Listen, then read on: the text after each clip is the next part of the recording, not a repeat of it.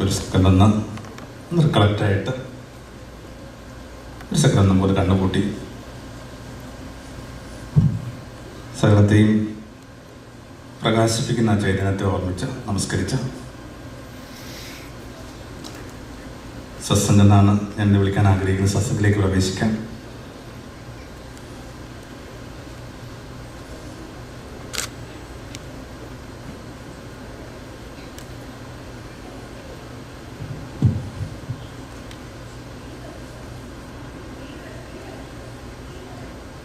നമുക്ക് പരസ്പരം അഭിവാദ്യം ചെയ്യാം.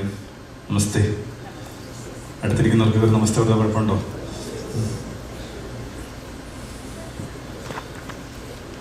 പിന്നെ തിരുമേനിയുടെയും അച്ഛന്മാരുടെയും സുവിശേഷകരുടെയും ഒക്കെ ആശീർവാദം പ്രാർത്ഥിച്ചുകൊണ്ട്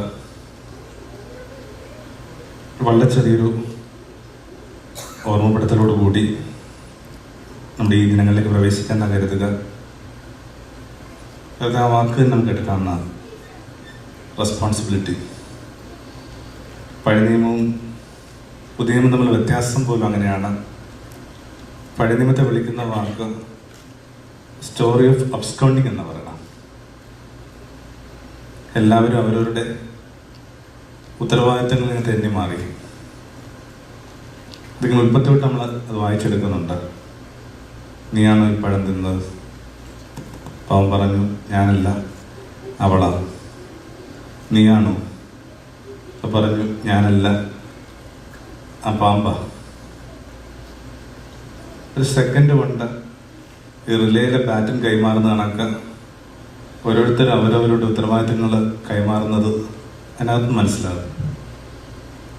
പിന്നെ വന്ന സ്കേപ്പ് കോട്ട് എന്ന് പറയുന്ന സങ്കല്പത്തിൽ അവസാനിക്കുക.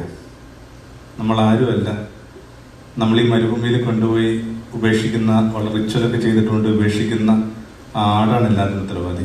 അങ്ങനെയാണ് സ്കേപ്പ് കോട്ട് എന്ന സങ്കല്പം ഉണ്ടാകുന്നത്. So everyone is avoiding from responsibility. അബ്സ്കൗണ്ടിങ്ങാണ്. എന്നാൽ പുതിയമെന്ന് പറയുന്നത് ഹിസ്റ്ററി ഓഫ് റെസ്പോൺസിബിലിറ്റിയാണ്. ഇതാണ് പഴയ നിയമം പുതിയ നിയമം തമ്മിലുള്ള ഏറ്റവും സാരമായ വ്യത്യാസം. നീയാണത് ചെയ്തത്. അതെ, നീ അല്ലെന്ന് ഞങ്ങൾക്കറിയാമല്ല. അതിനെന്താ?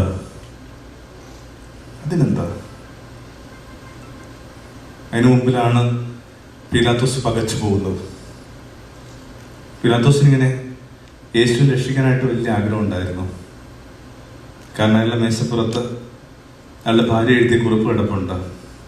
ഈ നീതിമാൻ ഉറക്കത്തിൽ വന്ന് എൻ്റെ നിദ്രയെ ക്ലേശപ്പെടുത്തി. അപ്പം അതുകൊണ്ട് ഇങ്ങനെ യേശുവിനെ രക്ഷിക്കുക എന്ന് പറയുന്ന കൃത്യമായൊരു സ്ട്രാറ്റജി അയാൾ ഉപയോഗപ്പെടുത്തുന്നുണ്ട്. ചെറിയ ചെറിയ ചോദ്യങ്ങൾ ചോദിക്കുന്നത് അതിനു വേണ്ടിയാണ്. ഏതെങ്കിലും ഒരു ചോദ്യത്തിന് യേശു ഉത്തരം കൊടുക്കുകയാണെങ്കിൽ ആ കഥ ഇങ്ങനെ അവസാനിച്ചതിനെ ചെറുപ്പക്കാരൻ വാതിൽ തുറന്നു കിടക്കുക. എൻ്റെ മോക്ഷത്തിലേക്ക്, എൻ്റെ മുക്തിയിലേക്ക് പോകും. പിന്നെ പുറത്ത് കുറച്ച് സ്ത്രീകൾ നിൽപ്പുണ്ട്. ആ കൂട്ടത്തിൽ ഒരാൾ എൻ്റെ ഭാര്യ ക്ലോഡിയാണ്, അവളെ ഒന്ന് കണ്ടേക്കാം. ഇങ്ങനെ പറഞ്ഞ് തീരേണ്ട ഒരു നാടകമായിരുന്നു അത്. ട്രയൽ ഡ്രാമയായിരുന്നു അത്. ആ വാക്ക് തന്നെയാണ് ബൈബിൾ പഠിക്കുന്നത് ഉപയോഗിക്കുന്ന ട്രയൽ ഡ്രാമ. കാരണം അയാൾക്ക് കൃത്യമായിട്ട് യേശു രക്ഷിക്കാനായിട്ട് താല്പര്യമുണ്ട്. എന്നാലും ആ വാക്ക് നമ്മൾ ശ്രദ്ധിക്കണം. അവൻ്റെ ഒരു ചോദ്യങ്ങൾക്ക് യേശു ഉത്തരം കൊടുത്തില്ല. അവൻ്റെ മൗനം ദേശത്തിൻ്റെ അധിപനെ ആശ്ചര്യപ്പെടുത്തി. ആദ്യകാല മാൻസ്ക്രിപ്റ്റിൽ പറയുന്ന വാക്ക് ഇസ് ഷോക്ക്ഡ്. എല്ലാവർക്കും അറിയാം അവനല്ലെന്ന്. നീ അല്ലല്ല, അതിനെന്താ? നീയല്ലോ ചെയ്തത്, അനങ്ങത്തില്ല. ചെയ്തത് ഞാനല്ലെന്ന് പറഞ്ഞു കഴിയുന്ന അടുത്ത ചോദ്യം വരും, പിന്നെ ആര് ചെയ്തു? അപ്പം പഴയ കഥ പിന്നെയും തുടങ്ങും. അബ്സ്കൗണ്ടിങ്. ഇങ്ങനെ പാറ്റേൺ കൈമാറുന്ന കളിയുണ്ട്, റിലേ. ഇതെല്ലാം ഇവിടെ കൊണ്ട് അവസാനിക്കണം. അപ്പം അതാണ് പഴയ നിയമം പുതിയ നിയമം തമ്മിലുള്ള വ്യത്യാസം. വെറുതെ മനസ്സിൽ വെച്ച് കഴിഞ്ഞാൽ ഈ ദിവസങ്ങളിൽ വേറൊരു മെഡിറ്റേഷൻ വേണ്ടെന്ന് എനിക്ക് തോന്നുന്നു. അത് തന്നെ മതി. Are we absconding or are we taking the responsibility? അബ്സ്കൗണ്ടിങ്ങുകളിൽ എല്ലാം കാരണങ്ങളുണ്ട്. പക്ഷെ ഉത്തരവാദിത്തം എടുക്കാനായിട്ട് ഒറ്റ കാരണമേ ഉള്ളൂ, അയാളാണ് ഒറ്റ കാരണം. അതുകൊണ്ടാണ് തോട്ടത്തിൽ അവനെ തേടി മനുഷ്യ വന്നപ്പോൾ, പട്ടാളക്കാർ വന്നപ്പോൾ ഒറ്റ കാര്യമേ പറഞ്ഞുള്ളൂ, നിങ്ങൾക്ക് ആവശ്യം തന്നെയല്ലേ ഒരു ബോട്ട്? ചരിത്രത്തിൽ എവിടെങ്കിലും ഒരാൾ തൻ്റെ തലവരയിലേക്ക് ഇത്രയും തലയിൽക്കോട്ട് കയറിയിട്ടുണ്ടോ? ഒരു ബോട്ട്. തന്നെ ഏൽപ്പിച്ച ഒരാളെ പോലും അവൻ വിട്ടു കളഞ്ഞില്ല. ആ വലിയ പാരമ്പര്യത്തിൻ്റെ കണ്ണിയായിട്ട് നിന്നുകൊണ്ട് നമുക്ക് ഈ ദിവസങ്ങളിലായിരിക്കാം. വലിയ ഉത്തരവാദിത്തത്തിൻ്റെ കഥയാണ് സുവിശേഷം. അപ്പം ഇതിനകത്ത് നമുക്കൊരു ഈ ഒരു ദിവസത്തെ ഒരു ഓർമ്മ, ഈ അവനവനെ തന്നെ കുറെ കൂടി ഉത്തരവാദിത്വം എടുക്കാവുന്ന സംഭവം. Take your self seriously. കാരണം അവനവൻ്റെ ഉത്തരവാദിത്വം എടുക്കാനുള്ള ക്ഷണമായിരുന്നു സുവിശേഷം. ബുദ്ധ മടങ്ങി പോകുമ്പോൾ ബുദ്ധയ്ക്ക് ഏറ്റവും പ്രിയപ്പെട്ട ശിഷ്യൻ്റെ പേര് ആനന്ദ. ആനന്ദ വാവിട്ട് കരയുകയാണ്, ഇനി ഇരുള് വീഴാൻ പോവുകയാണ്. അപ്പൊ ബുദ്ധ പറഞ്ഞ ഒറ്റ കാര്യം മാത്രമാണ്, ആനന്ദ, ബി ദൈ ഓൺ ലാമ്പ്, നിന്റെ വിളക്കാവും. ഇതിന് വിളിക്കുന്ന വാക്കാണ് sense of responsibility. You are going to be your own lamp. വേറെ ഒന്നിനും വേണ്ടി കാത്തിരിക്കണില്ല, വേറൊരു രക്ഷകന് വേണ്ടിയും ഇങ്ങനെ പ്രതീക്ഷിക്കണില്ല. അവനവൻ്റെ രക്ഷകനാവും. ജീസസ് ഗോസ് ടു ഇന്ത്യ എന്നും പറഞ്ഞുകൊണ്ട് കുറച്ച് വിവാദമുണ്ടാക്കിയ ഒരു ചിത്രമുണ്ട്. അപ്പം അതിനകത്ത് യേശു ഇങ്ങനെ ഫ്ലൈറ്റിലായിരിക്കുമ്പോൾ അടുത്തിരിക്കുന്ന ഒരു ചെറുപ്പക്കാരൻ ചോദിക്കുന്നുണ്ട്, is it truth that you say the way, the truth and the life? സത്യമാണ് നീ പറയണം, ഞാൻ വഴിയാണ്, സത്യമാണ്, ജീവനാണെന്ന്? യേശു അവൻ നോക്കി പുഞ്ചിരിച്ചുകൊണ്ട് പറഞ്ഞു, young man, close your eyes and say it for your self. Young man, close your eyes and say it for your self. ഓരോരുത്തർ ഇങ്ങനെ കണ്ണടച്ചിട്ട് പറയണം, എന്നിലുണ്ട് വഴി, എന്നിലുണ്ട് സത്യം, എന്നിലുണ്ട് ജീവൻ. ഇതിനാണ് ഒരു വ്യാപകമായ അല്ലെങ്കിൽ കുറച്ചുകൂടി ഒരു ബ്രോഡായിട്ടുള്ളൊരു കോണ്ടക്സ്റ്റിൽ നമ്മൾ ഉത്തരവാദിത്വം എന്നൊക്കെ പറയണം. അവനെ കുറെ കൂടി ഇങ്ങനെ ഗൗരവമായിട്ട് എടുക്കുക. ബുദ്ധിസമൊക്കെ അതിനുവേണ്ടിയുള്ള ഓറിയന്റേഷൻ ആയിരുന്നു. അതുകൊണ്ടാണ് അവർക്ക് ഈ കഥയൊക്കെ ഉള്ളത്. ഒരാളിങ്ങനെ ഒരന്ധം നടന്നു പോവുകയാണ്. നടന്നു പോകുമ്പോൾ ആരോ അയാൾക്കൊരു വിളക്ക് കൊടുക്കും. അയാൾ പറയും, എനിക്കെന്തിനാ വിളക്ക്? ഈ വിളക്ക് നൽകിയ ആൾ പറയും, നിനക്കല്ല, ഈ വിളക്കിൻ്റെ വെട്ടം കണ്ടിട്ട് ആരും നിന്നെ തട്ടാതിരിക്കാൻ വേണ്ടിയാണ്. ഉവ്വ്, അതിനകത്തൊരു ലോജിക്കൊക്കെ ഉണ്ട്, യുക്തിയുണ്ട്. അങ്ങനെ വിളക്ക് വാങ്ങും. വിളക്കിൻ്റെ ആത്മവിശ്വാസത്തിൽ നടന്നു തുടങ്ങും. എന്നിട്ട് കുറേ കഴിയുമ്പോൾ ആരോ ഇയാൾ ഇടിച്ചു കയറും. ക്ഷുഭിതനായിട്ട് ഇയാൾ ചോദിക്കുന്നുണ്ട്, നീ എൻ്റെ വയസ്സിൽ വിളക്കിനെ കണ്ടില്ലേ? ഈ മനുഷ്യൻ ഖേദപൂർവ്വം പറയും, പൊന്നു സഹോദര, ക്ഷമിക്കണം, കാറ്റ് നിങ്ങളുടെ വിളക്കിനെ പണ്ട് ഊതിക്കെടുത്തിയിരുന്നു. കാറ്റ് നിങ്ങളുടെ വിളക്കിനെ പണ്ട് ഊതിക്കെടുത്തിരുന്നു. അയാൾക്കിങ്ങനെ വിറയൽ വരികയാണ്. ഇത്രയും നേരം നടന്നു പോയത് കെട്ടുപോയ വിളക്കിന്റെ ബലത്തിലാണ്. അത് അണഞ്ഞെന്ന് പോലും പിടുത്തം കിട്ടിയിട്ടില്ല. അയാൾ തനിക്ക് വിളക്ക് നൽകിയ ആൾക്ക് ആ വിളക്ക് തിരികെ കൊടുത്തിട്ട് പറഞ്ഞു, ആർക്കും അധികാലം മറ്റാരുടെയും വിളക്കിന്റെ വെട്ടത്തിൽ നടക്കാനാവില്ല, ഒരളയാളുടെ വിളക്കാവണം. വിതയോൺ ലാമ്പ്. അവനവൻ്റെ വെട്ടത്തിലായിരിക്കുക, അവനവൻ്റെ മേശയിൽ നിന്ന് ഭക്ഷിക്കുക. ഇതൊക്കെയാണ് ഈ സെൻസ് ഓഫ് റെസ്പോൺസിബിലിറ്റി എന്ന് പറയുന്നത്. അത് നിങ്ങളെ വലിയ മനുഷ്യനാക്കും. 3 കാര്യങ്ങളാണ് ജീവിതത്തിൻ്റെ മഹത്വം നിർണ്ണയിക്കുന്നതെന്ന് ബുദ്ധ പറയാറുണ്ട്. ഒന്നിങ്ങനെ, എത്ര പൂർണ്ണമായിട്ട് നിങ്ങൾ സ്നേഹിച്ചിട്ടുണ്ട്, ഹൗ ഫുള്ളി യു ലവ്ഡ്. 2, എത്ര പൂർണ്ണമായിട്ട് നിങ്ങൾ ജീവിച്ചിട്ടുണ്ട്. 3, എത്ര കുലീനമായിട്ട് നിങ്ങൾ വിട്ടുകളഞ്ഞിട്ടുണ്ട്. Leave, love and let leave. ഇതൊക്കെ ഇങ്ങനെ അവനവനിലേക്ക് എത്തുന്ന പാഠങ്ങളാണ്.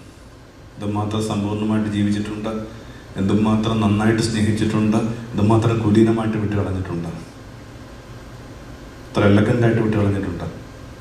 ഇത്രയുമൊക്കെ കാര്യങ്ങളൊന്ന് മനസ്സിൽ വെച്ചിട്ട് ഒരൊറ്റ മെഡിറ്റേഷൻ നമുക്കൊന്ന് മനസ്സിലേക്ക് കൊണ്ടുവരാം. യവനവനെ തന്നെ കുറെ കൂടി ഭംഗിയായിട്ട് കാണാൻ സഹായിക്കുമെന്ന് എനിക്കൊരു തോന്നലുണ്ട്. അത് ജോൺ 7:37-38. എന്താണത്? കൂടാരത്തിരുന്നാൽ അന്ന് അവൻ എഴുന്നേറ്റ് നിന്നിട്ട് പറഞ്ഞു, ആർക്കെങ്കിലും ദാഹിക്കണമെങ്കിൽ നിന്ന് കുടിക്കട്ടെ. അടുത്ത വരി ശ്രദ്ധിക്കണം, വിശ്വസിക്കുന്നവൻ്റെ ഹൃദയത്തിൽ നിന്ന് ജീവന്റെ നദി ഒഴുകും. യേശു തനിക്ക് വേണ്ടി ഉപയോഗിച്ച അതേ മെറ്റഫർ, അതേ രൂപകം എത്ര പെട്ടെന്ന് നമുക്ക് വേണ്ടി കപ്പിൾ ചെയ്ത് തരണം. ദാഹിക്കുന്നതിൽ നിന്ന് കുടിക്കട്ടെ, വിശ്വസിച്ചാൽ നിങ്ങൾക്കും നദിയാൻ പറ്റും. ആ ട്രാൻസ്ഫർ നമ്മൾ ശ്രദ്ധിക്കണില്ല. ആ ട്രാൻസ്ഫർ ശ്രദ്ധിക്കാത്തത് കൊണ്ട് നമ്മളുടെ ഒരു ആത്മീയ ജീവിതത്തിന് ഒരു ശൈശവം കടന്നു പോകുന്നില്ല. അത് സങ്കടമുള്ള കാര്യമാണ്. നമ്മൾ ആത്മീയ ശൈശവത്തിലാണ് നിൽക്കുന്നത്. അത് അവനോടും നമ്മളോടും ചെയ്യുന്ന വലിയ അപരാധമാണ്. തനിക്ക് വേണ്ടി ഉപയോഗിച്ച എല്ലാ പ്രതീകങ്ങളും യേശു നമുക്ക് വേണ്ടി കരുതി വെക്കുന്നുണ്ട്. ഞാൻ ലോകത്തിന്റെ പ്രകാശമാണെന്ന് പറയുന്നു. എന്നിട്ട് പറയുന്നത് പിന്നെ പറയുന്നത് എന്താണ്? നിങ്ങളും ലോകത്തിന്റെ പ്രകാശമാണ്, മലമുകളിൽ പണിത പട്ടണം. എന്തൊരു കാര്യങ്ങൾ തന്നെ വിശേഷിപ്പിക്കാൻ വേണ്ടി കരുതി വെച്ചതൊക്കെ നമുക്ക് വേണ്ടി കരുതി വെച്ചിട്ടുണ്ട്. എന്നിട്ട് നമ്മൾ ആ സെക്കൻഡ് പോർഷനിലോട്ട് നമ്മൾ എൻ്റർ ചെയ്യണില്ല. ആ സെക്കൻഡ് പോർഷനിലോട്ട് എൻ്റർ ചെയ്യുമ്പോഴാണ് നമുക്കിങ്ങനെ തലയെടുപ്പോട് ജീവിക്കാൻ പറ്റുന്നത്. ഒത്തിരി ഒരു കാര്യം ജനറലായിട്ട് പറയണമെന്ന് ആഗ്രഹിക്കുന്നുണ്ട്. 2 വാക്കുണ്ട്. ഒന്ന് faith in Jesus, 2 faith of Jesus. യേശുവിലുള്ള വിശ്വാസവും യേശുവിൻ്റെ വിശ്വാസവും. നിർഭാഗ്യവശാല് നമ്മൾ ജീവിതകാലം മുഴുവൻ കേട്ടോണ്ടിരിക്കണം, പറഞ്ഞുകൊണ്ടിരിക്കണം ആദ്യത്തെ കാര്യം തന്നെയാണ് യേശുവിൽ വിശ്വസിക്കുക. യേശുവിൽ ഇപ്പം എന്നാ വിശ്വസിക്കാനാണ്? എല്ലാവരും അത്തരം ട്രഡീഷണൽ അപ്ബ്രിങ് ചെയ്യപ്പെട്ട ആൾക്കാരാണ്. പുതിയതായിട്ട് ഇപ്പം എന്നാ വിശ്വസിക്കാനാണ്? പക്ഷെ യേശുവിൻ്റെ വിശ്വാസം ചലഞ്ചിങ്ങാണ്. അത് നിങ്ങളിലേക്ക് തന്നെ കേന്ദ്രീകരിക്കുന്ന ഒന്നാണ്. ഞാനത് വിശദമാക്കാനായിട്ട് ഉപയോഗിക്കുന്നൊരു സ്റ്റോറിയിൽ ശരിക്കും ജനുവനായിട്ട് നടന്നൊരു കാര്യമാണ്. ഒരു ചെറുപ്പക്കാരൻ്റെ കല്യാണം. നാളെ കല്യാണമല്ല, മനസ്സമ്മതം ശരിക്കും പറഞ്ഞാൽ. കാത്തലിക് ഇതിനകത്തൊരു അങ്ങനെ ഒരു ചടങ്ങ് പള്ളി വെച്ച് നടക്കാറുണ്ട്. പിന്നീടാണ് കല്യാണമൊക്കെ നിശ്ചയിക്കുന്നത്.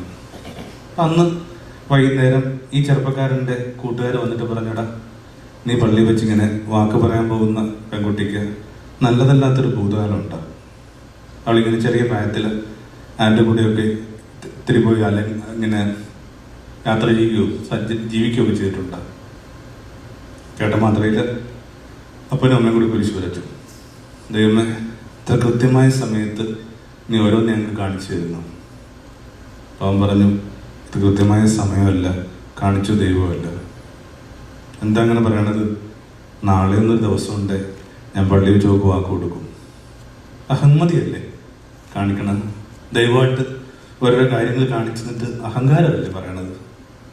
തർക്കം ഇങ്ങനെ നീണ്ട് പാതിരായപ്പോൾ, ലിറ്ററലി പാതിരായപ്പോൾ അവനെ വിളിച്ചുകൊണ്ട് അവൻ്റെ അച്ഛനും അമ്മയും കൂട്ടുകാരും കൂടി ആശ്രമത്തിൽ വന്നിട്ട് പറഞ്ഞു കൊടുക്കച്ച, ദൈവമായിട്ടിങ്ങനെ ഓരോന്നൊക്കെ കാണിച്ചു തരുമ്പോൾ ഇവൻ്റെയൊക്കെ അഹങ്കാരം കണ്ടില്ലേ? എനിക്കതിനകത്തൊരു കുഴപ്പമുള്ളതായിട്ട് തോന്നില്ല. ഞാൻ പറഞ്ഞു, അവർ പറഞ്ഞത് എന്താ കുഴപ്പം? ശരിയല്ലേ? അപ്പോൾ എന്നെ കുറച്ച് ഞാൻ നോക്കിയിരുന്നു. ഇത് പറഞ്ഞാൽ ഒരാൾക്കൊരു കൈപ്പിഴ പറ്റുന്നു, അത് തിരുത്താൻ ദൈവം ഒരു അവസരം കൊടുക്കുന്നു. ആ കളിയിൽ എന്നെ കൂട്ടുകളിക്കാരനാക്കുന്നു. വേണ്ടെന്ന് നോക്കണം. റിപ്പീറ്റ്. ഒരാൾക്കൊരു കൈപ്പിഴ പറ്റണം, അത് തിരുത്താൻ ദൈവം ഒരു അവസരം കൊടുക്കണം.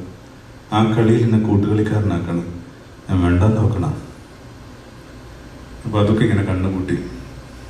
എത്ര കണ്ണുകൂട്ടിയിട്ടും ഈ കണ്ണ് നിറഞ്ഞൊഴുകും തടയാൻ പറ്റുന്നില്ല. And you know that young man smelled Christ. ആദ്യത്തേന് വിളിക്കുന്ന വാക്കാണ് ഫെയ്ത്ത് ഇൻ ജീസസ്. രണ്ടാമത്തെ വിളിക്കുന്ന വാക്കാണ് എന്താ? Faith of Jesus. ഇത് മച്വർ ഫെയ്ത്താണ്. നിർഭാഗ്യവശാൽ അച്ഛനും അമ്മയും നിൽക്കുന്നത് ഇപ്പോഴും അത്ര പക്വതയില്ലാത്തൊരു ഫെയ്ത്തിലാണ്. എല്ലാം ദൈവം കാണിച്ചെന്നവരാണ്. എന്തിനകത്ത് ദൈവം കാണിച്ചെന്നവരാണ്. പക്ഷെ ദൈവം എന്ത് കാണിച്ചു? ആ അന്വേഷണമാണ് നമ്മുടെ ഒരു ഫെയ്ത്തിന് ഒരു ക്വാണ്ടം ലീപ്പ് കൊടുക്കുന്നത്. അത്ര ഒരു ലീപ്പ് സംഭവിക്കുന്നില്ല. അവിടെയാണ് യേശു നമുക്ക് വേണ്ടി ഉപയോഗിച്ച മെറ്റഫറുകൾ നമ്മൾ നമുക്ക് വേണ്ടി ഉപയോഗിച്ചു കൊടുക്കേണ്ടത്. ഇത്ര ഒന്ന് നമുക്ക് ഈ സന്ധ്യയിലേക്ക് നടത്താൻ നല്ലതാണ് ഞാൻ വിശ്വസിക്കുന്നു. അതുകൊണ്ട് തന്നെ എൻ്റെ ഉള്ളിൽ നിന്ന് ജീവൻ്റെ നദി ഒഴുകും. Living water. ഓരോരുത്തരിങ്ങനെ അവരവരുടെ ഇന്നർ സ്പ്രിങ്സിനെ കുറിച്ച് കുറച്ചുകൂടി ധാരണ ഉള്ളവരാവണം. ഏതാണ്ട് ഒരു 70-80 പേരെന്നെ കേൾക്കുന്നുണ്ട്.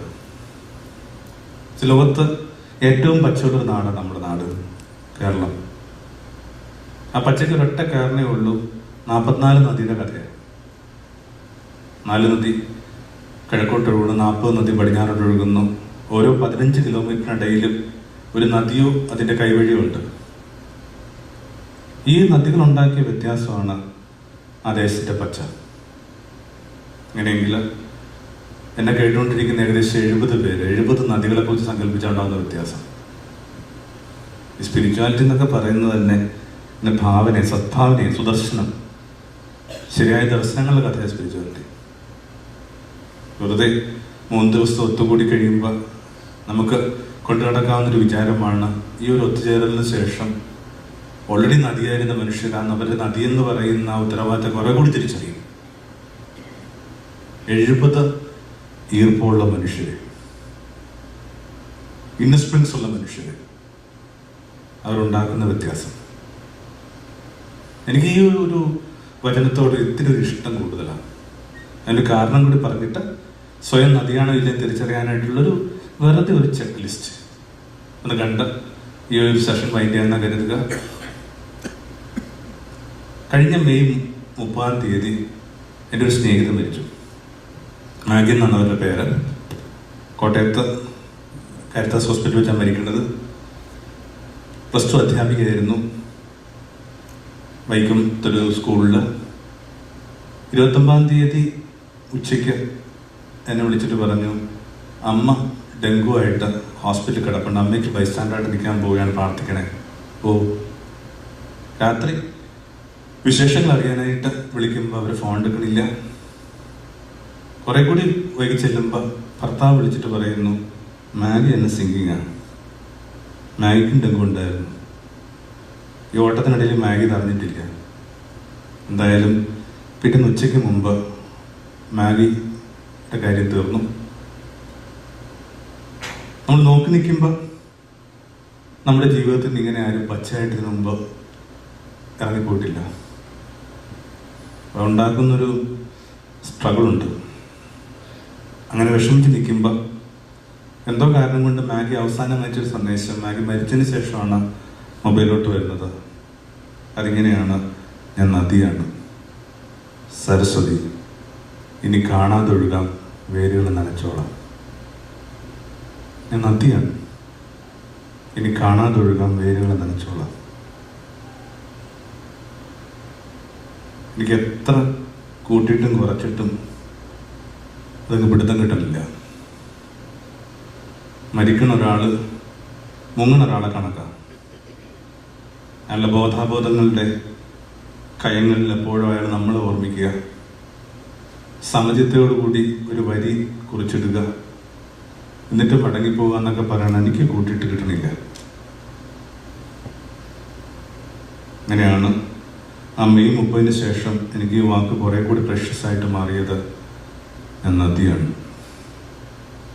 മനുഷ്യർക്ക് നദിയാകാൻ പറ്റും, ജീവിച്ചിരിക്കുമ്പോഴും മരിച്ചിരിക്കുമ്പോഴും കടന്നു പോകുമ്പോഴും ഒക്കെ. അവനവൻ്റെ ജീവിതവുമായി ബന്ധപ്പെട്ട് യേശു വെച്ച് നീട്ടുന്ന ഏറ്റവും നല്ല സാധ്യതയാണ് ആ കൂട്ടുകാർ പറഞ്ഞിട്ട് പോകണം നദിയാണ്. അതിങ്ങനെ മരിച്ചാലും നിൽക്കുന്നു. ഇപ്പൊ തിരുമേനിയൊക്കെ പറഞ്ഞ പ്രഭാഷണം ശ്രദ്ധിച്ചില്ലേ? ജനറേഷൻസിനെ കുറിച്ചാണ് പറയണത്. കഷ്ടിച്ച് 80-70 വർഷം ആയുസുള്ളൊരു ജീവിതം നമ്മുടെ. കൃത്യമായിട്ട് പറഞ്ഞ 30,000 ദിവസങ്ങൾ. എന്നിട്ട് ആ 30,000 ദിവസങ്ങളിലല്ലോ നമ്മുടെ നിലനിൽപ്പ്. പിന്നെ എവിടെയൊക്കെ ആരൊക്കെ നമ്മൾ ഓർക്കണുണ്ട്. മക്കളിലൂടെയും പേരക്കുട്ടികളിലൂടെയും ഒക്കെ നമുക്ക് ജീവിതത്തിൻ്റെ തുടർച്ച കിട്ടുന്നുണ്ട്. ഇങ്ങനെ മരിച്ചാലും ജീവിച്ചാലും ഒക്കെ മനുഷ്യൻ നദിയാണ്. വായിച്ചിട്ടില്ലേ? മരിച്ചവന്റെ ചങ്കിൽ നിന്ന് പിന്നെയും രക്തവും ജലമൊഴുകി. ആ കണ്ടവൻ തന്നെയാണ് സാക്ഷ്യപ്പെടുന്നത്. അവൻ്റെ സാക്ഷി സത്യമാണ്. നിങ്ങളത് വിശ്വസിക്കാൻ വേണ്ടിയാണ് അയാളത് എഴുതുന്നത്. അർത്ഥം എന്താണ്? മരിച്ചിട്ട് ആൾ ഒഴുകിക്കൊണ്ടിരിക്കുക, 12,000 വർഷമായിട്ട് ഒഴുകിക്കൊണ്ടിരിക്കുക. അതുകൊണ്ട് ഇപ്പോഴും യേശു സ്നേഹിക്കുന്നു പറയുമ്പോൾ നമ്മുടെ ശരീരം മുഴുവൻ തണുപ്പ് വരണം. മനുഷ്യൻ്റെ അർത്ഥപൂർണമായ നിലനിൽപ്പുമായിട്ട് ബന്ധപ്പെട്ട് ധ്യാനിക്കാവുന്ന ഏറ്റവും നല്ല പ്രതീകമാണത് നദിയാണ്. നമ്മുടെ നാട്ടിലൊക്കെ ഇങ്ങനെ പെൺകുട്ടികൾക്ക് പേരിടുമ്പോൾ അത് ശ്രദ്ധിച്ചിട്ടുണ്ടായിരുന്നു. ഗംഗ, യമുന, സരയു, കാവേരി, ദേശങ്ങളിൽ വോൾഗയുണ്ട്. അത് കണക്ക് എൻ്റെ ഒരു സ്നേഹിതൻ്റെ കുഞ്ഞിനെ ഇട്ടിരിക്കുന്ന പേര് നിളയെന്നാണ്. അത് കണക്ക് ഒരു നദിയുടെ പേരാണ് മാഗി. രാത്രിയിൽ ഒരു പുഴയോരത്തൊക്കെ ഉള്ളൊരു റിട്രീറ്റ് ഹൗസിൽ താമസിക്കുമ്പോൾ രാത്രി ജനാലയിൽ നിന്ന് പുറത്തേക്ക് നോക്കിക്കഴിഞ്ഞാൽ നിങ്ങൾക്ക് നദി കാണാൻ പറ്റും. ആ നദിയെ നോക്കിക്കൊണ്ട് വെറുതെ ചോദിച്ചാൽ നല്ലതായിരിക്കും, നിങ്ങളും ഒരു നദിയുടെ പേരായിരിക്കുമോ? നിങ്ങളും ഒരു നദിയുടെ പേരായിരിക്കുമോ? മീര ഒരു നദിയാണ്, കൃഷ്ണ ഒരു നദിയാണ്, ലത ഒരു നദിയാണ്, ഹരി ഒരു നദിയാണ്. വിശ്വസിക്കുന്നവർക്ക് നദിയാകാൻ പറ്റും. കുറെ കൂടി ഈർപ്പമുള്ള മനുഷ്യരുള്ള ഭൂമിയാകട്ടെ ഇത്.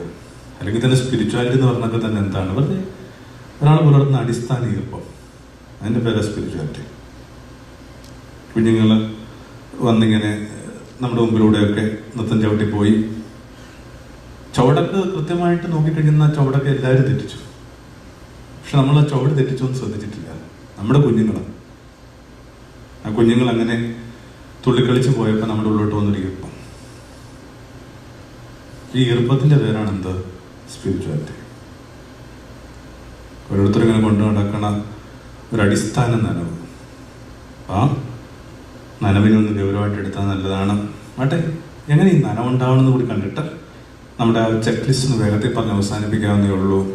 അപ്പം എനിക്ക് ഒരു 4-5 റോ ഇതുവരെയുള്ളവരെ കാണാം. ഇവിടെ നിന്നാല് ഞാൻ മാഗിയെക്കുറിച്ച് പറയുമ്പോൾ ശ്രദ്ധിച്ചു, നിങ്ങളുടെ കണ്ണുകളും ഇങ്ങനെ നനയുന്നുണ്ട്. മാഗി നിങ്ങൾക്ക് ആർക്കും അറിയത്തില്ല. എന്നിട്ടും മാഗിയെക്കുറിച്ച് പറഞ്ഞ് കേട്ടപ്പോൾ നിങ്ങളുടെ കണ്ണ് നിറയണം. എന്തുകൊണ്ടാണ്? ശുദ്ധ സ്നേഹം എന്ന് പറഞ്ഞൊരു കാര്യം കൊണ്ടാണ് ലോകത്തെ എല്ലാ ഈർപ്പങ്ങളും സംഭവിക്കുന്നത്. Pure love. അത് കേട്ടാലും കണ്ടാലും വായിച്ചാലും ആബ്സെൻ്റ് ആകുമ്പോഴും ഒക്കെ മനുഷ്യൻ കരയും. ഈർപ്പമൊക്കെ പറഞ്ഞത് ഈ പറഞ്ഞൊരു സംഭവത്തിനകത്ത് when you are so certain that you are being so passionately loved. അഗാധമായ സ്നേഹത്തിൽ നിന്നാണ് ഭൂമിയിലുള്ള എല്ലാ ഈർപ്പവും സംഭവിക്കുന്നത്. when you are so certain that you are so passionately loved. അപ്പൊ ഇങ്ങനെ ഓരോ രോമകൂപങ്ങളും നനയാൻ തുടങ്ങും. ഓരോ രോമകൂപങ്ങളും അങ്ങനെ ഒരു സ്നേഹാനുഭവത്തിൽ നിൽക്കാൻ പറ്റുമോ? ദൈവാനുഭവം എന്ന് പറയുന്നത് തന്നെ ഇതെന്താണ്? സ്നേഹാനുഭവം. 1 കൊറിന്ത്യർ 13 പറഞ്ഞാണ് തിരുമേനി അവസാനിപ്പിച്ച് നിങ്ങൾ ശ്രദ്ധിച്ചിട്ടുണ്ടാവും. നമുക്കൊരൊറ്റ കാര്യമേ കൗണ്ട് ചെയ്യുന്നുള്ളൂ, ലവ്. ബാക്കിയുള്ളതൊക്കെ കടന്നു പോകും. വിജ്ഞാനം കടന്നു പോകും, തപച്ചെരികൾ കടന്നു പോകും, ഒസ്റ്റിനിറ്റി കടന്നു പോകും. സ്നേഹം അത് കൃത്യമായി ന്യൂക്ലിയസാണ്. ആ ന്യൂക്ലിയസ് മനസ്സിലാക്കാത്തത് കൊണ്ടാണ് നമ്മൾ കടന്ന് ഈ ചുറ്റിക്കളിൽ കടക്കൊണ്ടിരിക്കുന്നത്. ഓരോന്നും ചുറ്റിങ് നമ്മൾ ഭ്രമണം ചെയ്തുകൊണ്ടിരിക്കുന്നത്. ആ ന്യൂക്ലിയസ് കിട്ടിയിട്ടില്ല. അപ്പം ആ സ്നേഹത്തിന് ചുറ്റും ഭ്രമണം ഉണ്ടാകുമ്പോൾ, ലൈഫിനെ ഓർബിറ്റ് ചെയ്യുമ്പോൾ ഉണ്ടാകുന്നൊരു വ്യത്യാസം. ഇപ്പം എല്ലാത്തിനും അതൊരു ഈർപ്പം ഉണ്ടാകും. എന്താ ദൈവാനുഭവം എന്നൊക്കെ ചോദിക്കുമ്പോൾ ഒറ്റ അർത്ഥമുണ്ട്. എന്തെങ്കിലും ഒരു സ്നേഹാനുഭവം ഉണ്ടായിട്ടുണ്ടോ? അത് തന്നെയാണ് എന്താ ദൈവാനുഭവം. എൻ്റെ ഒരു അനിയത്തിക്കുട്ടിയുടെ ദൈവാനുഭവം ഞാൻ മിക്കവാറും ഇന്നിടങ്ങളിൽ ഷെയർ ചെയ്യുന്നതാണ്. അവളിങ്ങനെ ഒരു നാട്ടിലാണ് സ്കൂളിൽ പഠിക്കുന്ന സമയത്ത് ഒരു സ്പോർട്സ് താരമൊക്കെ ഉള്ളത്. 13 വയസ്സുണ്ട്, 9ാം ക്ലാസ്സിൽ പഠിക്കുകയാണ്. സ്കൂൾ വിട്ട് വരുമ്പോൾ പള്ളിയുണ്ട്, പള്ളിക്കൊരു ബെൽഫി ഉണ്ട്. അതിൻ്റെ ഏറ്റവും മുകളിൽ കുടിസ് മുറിയിൽ പ്രാവുകൾ കൂടിയിട്ടുണ്ട്. അപ്പോൾ ഒരു ദിവസം പള്ളിക്കൂടം വിട്ട് വരുമ്പോൾ നമുക്ക് തോന്നി 2 പ്രാവുകളെ പിടിച്ച് വീട്ടിൽ കൊണ്ട് വളർത്തി തന്നെ. അങ്ങനെ വലിഞ്ഞു കയറുമ്പോൾ അതിൻ്റെ ഒരു സ്പൈറലായ ആ ഒരു പിരിയം കോടി വലിഞ്ഞു കയറുമ്പോൾ ക്ലാസ്സിൽ പഠിക്കുന്ന പയ്യൻ വന്നിട്ട് പറഞ്ഞടി ഇങ്ങോട്ട് കൊണ്ടു, ഇങ്ങനെ കൊണ്ടു. ഞാനും വന്നോട്ട്. ഓ വന്നോളാൻ പറഞ്ഞു. അങ്ങനെ 2 മക്കൾ കൂടി ഇങ്ങനെ വലിഞ്ഞു കയറി മോളിൽ ചെന്ന് കഴിഞ്ഞപ്പോഴേക്കും നേരത്തെയൊക്കെ പറയാതെ വന്നുകൊണ്ട് ഈ പ്രാവുകളൊക്കെ പറഞ്ഞിട്ടില്ല. ഏതായാലും ഇവിടം വരെ വന്നതല്ലേ, ഇത്തിരി കൊച്ചു വർത്താനം പറഞ്ഞിരിക്കാന്നൊക്കെ ഓർത്തിട്ട് ഈ കുഞ്ഞുങ്ങൾ അവിടെ ഇരുന്ന് വർത്താനം പറഞ്ഞ് തുടങ്ങിയതിനിടയിൽ സന്ധ്യക്ക് അടുത്തത് ശ്രദ്ധിച്ചില്ല, ഇരുട്ടായ ശ്രദ്ധിച്ചില്ല. ഈ കുഞ്ഞുങ്ങൾ ശ്രദ്ധിക്കുന്നുണ്ട്, ആരും ഇതിൻ്റെ പടവുകൾ കയറി വരുന്നുണ്ട്. കിതച്ചു നിന്നും നോക്കുമ്പോൾ സ്കൂൾ മുറ്റത്ത് ഈ ചെറിയ ചെറിയ സാധനങ്ങൾ വിറ്റ് പശു കിടക്കുന്നൊരു വൃത്തനാണ്. ഈ ഉപ്പിലിട്ടൊക്കെ വെച്ച് ജീവിക്കുന്ന ഒരാളാണ്. അയാൾ ഈ കുടിസുമുറി വന്നിട്ട് ഇരുട്ടുമുറി വന്നിട്ട് കുഞ്ഞുങ്ങളോട് ചോദിച്ചു, മക്കളെ നിങ്ങളോട് എന്താ ചെയ്യുന്നത്? ഒരാണും പെണ്ണും കഥ മാറാൻ പോവുകയാണ്. ആൺകുട്ടിയും പെൺകുട്ടിയുമല്ല, ഒരാണും പെണ്ണും പള്ളിയുടെ മണിമാളികയുടെ മുകളിലത്തെ ഇരുട്ടുമുറിയിലുണ്ടെന്ന് അങ്ങാടി വർത്തമാനം ആരംഭിച്ചിട്ടുണ്ട്. കുറച്ച് പേര് അന്വേഷിച്ച് പുറപ്പെട്ടിട്ടുണ്ട്. പെട്ടെന്ന് ഇറങ്ങുക. അപ്പം ആ ചെറിയ മകൾക്ക് തോന്നി തൻ്റെ ആരുമല്ലാത്ത ഈ ഒരു അപ്പച്ചനിലൂടെ ദൈവം തന്നെ ഇങ്ങനെ ചേർത്ത് പിടിക്കുന്നതായിട്ട്. അവൾ കരയാൻ തുടങ്ങി, വാവിട്ട് കരയാൻ തുടങ്ങി. ഇതായിരുന്നു ആ ചെറിയ മകളുടെ ദൈവാനുഭവം. ഇപ്പം ഞാൻ ഈ പറഞ്ഞ ആശാട്ടിക്ക് ഒരു 35 വയസ്സുണ്ട്. കുറേ ദുരിതങ്ങളിലൂടെ അവൾ കടന്നു പോവുകയാണ്. എന്നിട്ടും ഒരു സ്കൂൾ മുറ്റത്ത് നിന്ന് കിട്ടിയ ഒരു സ്നേഹാനുഭവത്തിൽ അവൾ ഇപ്പോഴും കുലീനയായിട്ട് ജീവിക്കുന്നു. കുലീനയായിട്ട് ആ ഒരു ഈർപ്പത്തിൽ എല്ലാ നനവും ആരംഭിക്കണം. അങ്ങനെ ചെറിയ മക്കളൊക്കെ ചിലപ്പോൾ വിചാരിക്കും മനുഷ്യൻ ഇങ്ങനെ വേദന കൊണ്ടൊക്കെയാണ് കരയണം തോന്നല്. 19 വയസ്സെടുക്കുമ്പോൾ എനിക്ക് മനസ്സിലാവുന്നുണ്ട്, വേദന കൊണ്ട് കരയാത്ത മനുഷ്യനാണ് വേദന കൊണ്ട് കരയുന്നവരെക്കാൾ കൂടുതലാണ്. People get themselves so insulated. ഒരു കാര്യത്തില്ല, അത്രയും ഇങ്ങനെ ജീവിതം അവരെ കഠിനമാക്കി കളയുന്നു. വേദനകളൊക്കെ ഇങ്ങനെ നിൽക്കും. ഞാൻ കണ്ടൊരു ചിത്രത്തിനകത്ത് ഇങ്ങനെ ഒരു ഭർത്താവും ഏക മകളും ആക്സിഡന്റിൽ കൊല്ലപ്പെട്ടിട്ട് ഇതിലെ കഥാപാത്രം കരയണില്ല, സ്ത്രീ. അപ്പോൾ അവളിങ്ങനെ ഇരിക്കുമ്പോൾ അടുക്കളയിൽ നിന്നൊരു കരച്ചിൽ കേൾക്കും. നോക്കുമ്പോൾ വേലക്കാർ കരയുക. അപ്പോൾ ഇവിടെ അടുത്ത് നിന്നിട്ട് അവരെ തോളെ പിടിച്ചുകൊണ്ട് ചോദിച്ചു, Mary why are you crying? അപ്പോൾ ആ വൃദ്ധയായ വേലക്കാരി പറഞ്ഞു, because you are not crying, because you are not crying. അപ്പം അങ്ങനത്തെ ജനസിലുള്ള മനുഷ്യരുടെ എണ്ണം പെരുകിക്കൊണ്ടിരിക്കണം. പറഞ്ഞു വരുന്നത് വേദന കൊണ്ടല്ല മനുഷ്യൻ കരയണത്, സ്നേഹം എന്ന് പറഞ്ഞ അനുഭവത്തിൽ നിന്നാണ്. അല്ലാതെ ഈ കണ്ണ് നിറക്കാനായിട്ട് തൽക്കാലം ഭൂമിയിൽ വേറെ പദമൊന്നുമില്ല. ഇപ്പം അയാളുടെ വലിയ സ്നേഹാനുഭവത്തിന് താഴെ ഇരിക്കുന്ന മനുഷ്യൻ എന്ന നിലയിൽ നമ്മുടെ സാധ്യതയുടെ പേരാണ് നദികണക്കുള്ള ജീവിതം. Your possibility. ഒരാളുടെ സാധ്യതയുടെ പേരാണ്, പൊട്ടൻഷ്യൽ റോറാണ് നമ്മളൊക്കെ. ദൈവം കാണാൻ നദിയാണ്, കാണാത്ത നദിയാണ്. യേശു കാണാവുന്ന നദിയാണ്. നമ്മൾ പൊട്ടൻഷ്യൽ റോറാണ്, അങ്ങനെയാണ് പറയണത്. വിസിബിൾ എന്ന് പറയുന്ന സംഭവം ആദ്യത്തെ ഇൻവിസിബിളാണ്, ആരും കണ്ടിട്ടില്ല. യേശുവിൽ അത് വിസിബിളായി, നമ്മളുടെ അതൊരു സാധ്യതയാണ്. അങ്ങനെ ഒരു 3 ലെവലായിട്ടാണ് ആ തിരുവചനത്തിൻ്റെ ഒരു വ്യാഖ്യാനം മുമ്പോട്ട് പോകുന്നത്. നമുക്ക് ആ ഒരു വാക്ക് മാത്രം എടുക്കാം. അവനോ നദിയാണോ അല്ലയോ എന്ന് കണ്ടെത്താനായിട്ടുള്ളൊരു ചെറിയൊരു ചെക്ക്. ഒന്ന്, നിങ്ങൾ ഇപ്പോഴും ഒഴുകുന്നുണ്ടോ? Do you still flow? ചിലപ്പോഴെങ്കിലും മനുഷ്യരിങ്ങനെ സ്റ്റാഗ്നൻ്റ് ആയി പോകാറുണ്ട്. അവർ ഒഴുക്കിൽ നിന്ന് പോകുന്നുണ്ട്. പല വാക്കാണ്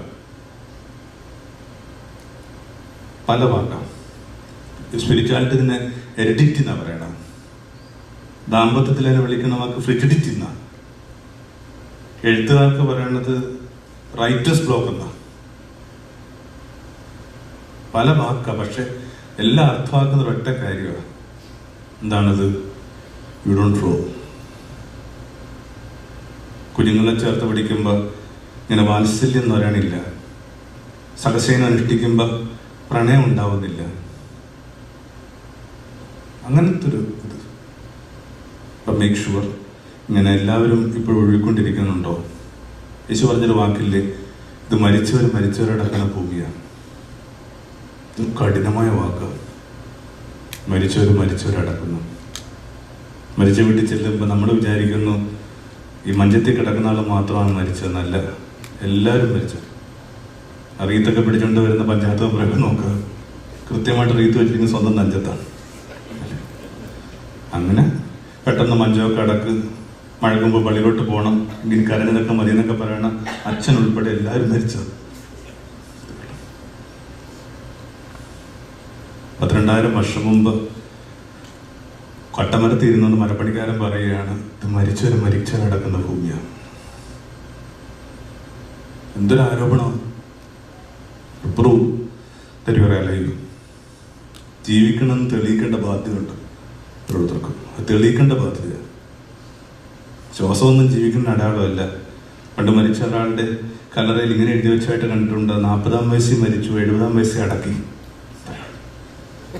മിക്കവാറും പേർക്ക് ഇത് ബാധിക്കും കേട്ടോ.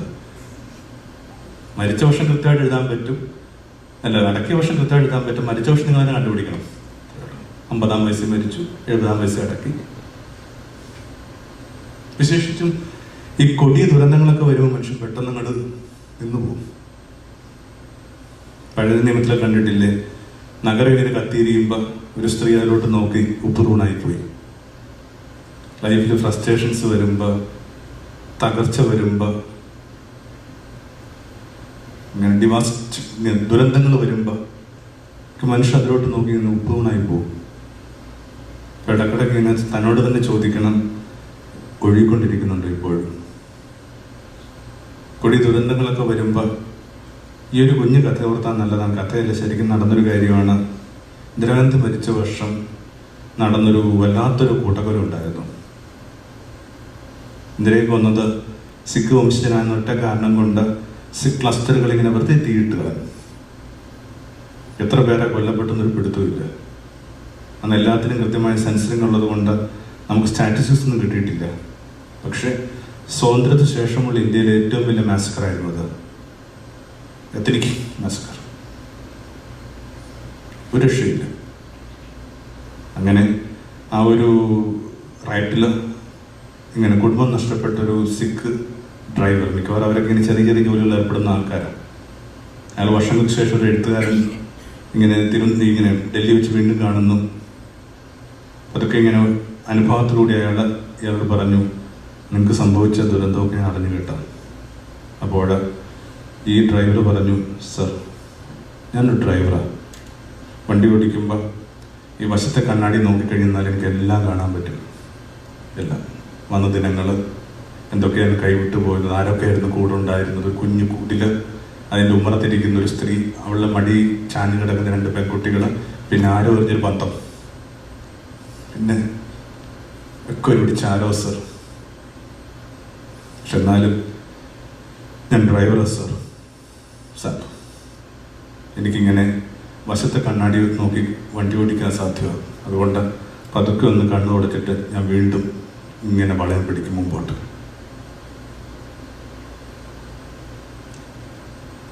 ചെറിയ ദുരന്തത്തിലും വലിയ ദുരന്തത്തിലും ഒക്കെ കഥ ഓർത്താൻ നല്ലതാണ്.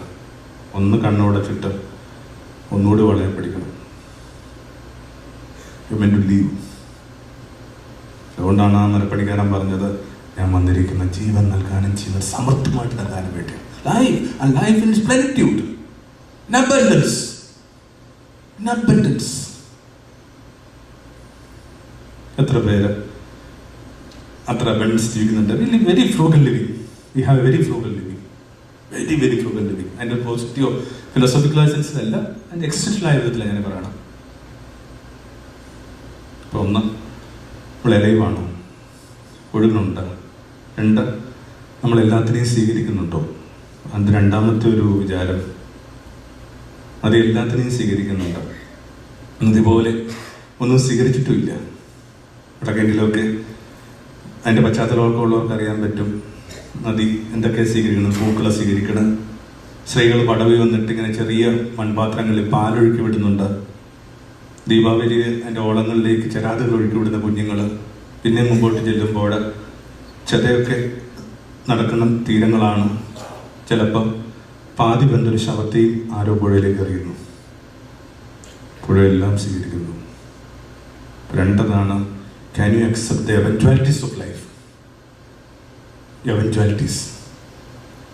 ജീവിതം ഓരോരുത്തരുടെയും ഒഴുക്കുകളിൽ എന്തൊക്കെയാണ് കരുതി വെക്കുന്ന പിടുത്തമില്ല. ചിലപ്പോൾ ഒരു സെപ്പറേഷൻ, ഒരു ദുരന്തം, ഡൈവോഴ്സ്, ഉറ്റവരുടെ മരണം, ശമനമില്ലാത്ത രോഗം, കുഞ്ഞുങ്ങൾ ഡിസോൺ ചെയ്യപ്പെടുക, ഏകാന്തമായ വാർദ്ധക്യം, ഒരു പിടുത്തവും ഇല്ല. ഓരോരുത്തരുടെയും വഴികൾ എന്തൊക്കെയാണെന്ന്, ജീവിതം ഇങ്ങനെ ആ പിരിയങ്കോണി കണക്ക് സ്പൈറൽ, അടുത്ത വളവിൽ എന്താണെന്ന് ഒരു പിടുത്തവും ഇല്ല. എന്തോ വന്നാലും അതിനെ സ്വീകരിക്കാനുള്ളൊരു സമചിത്വം ഉണ്ടാക്കാൻ പറ്റും, ഒരു സെൻസ് ഓഫ് ഇക്ലിബ്രിയം ഒക്കെ. രണ്ടാമത്തത് വലിയ ബൈബിള്.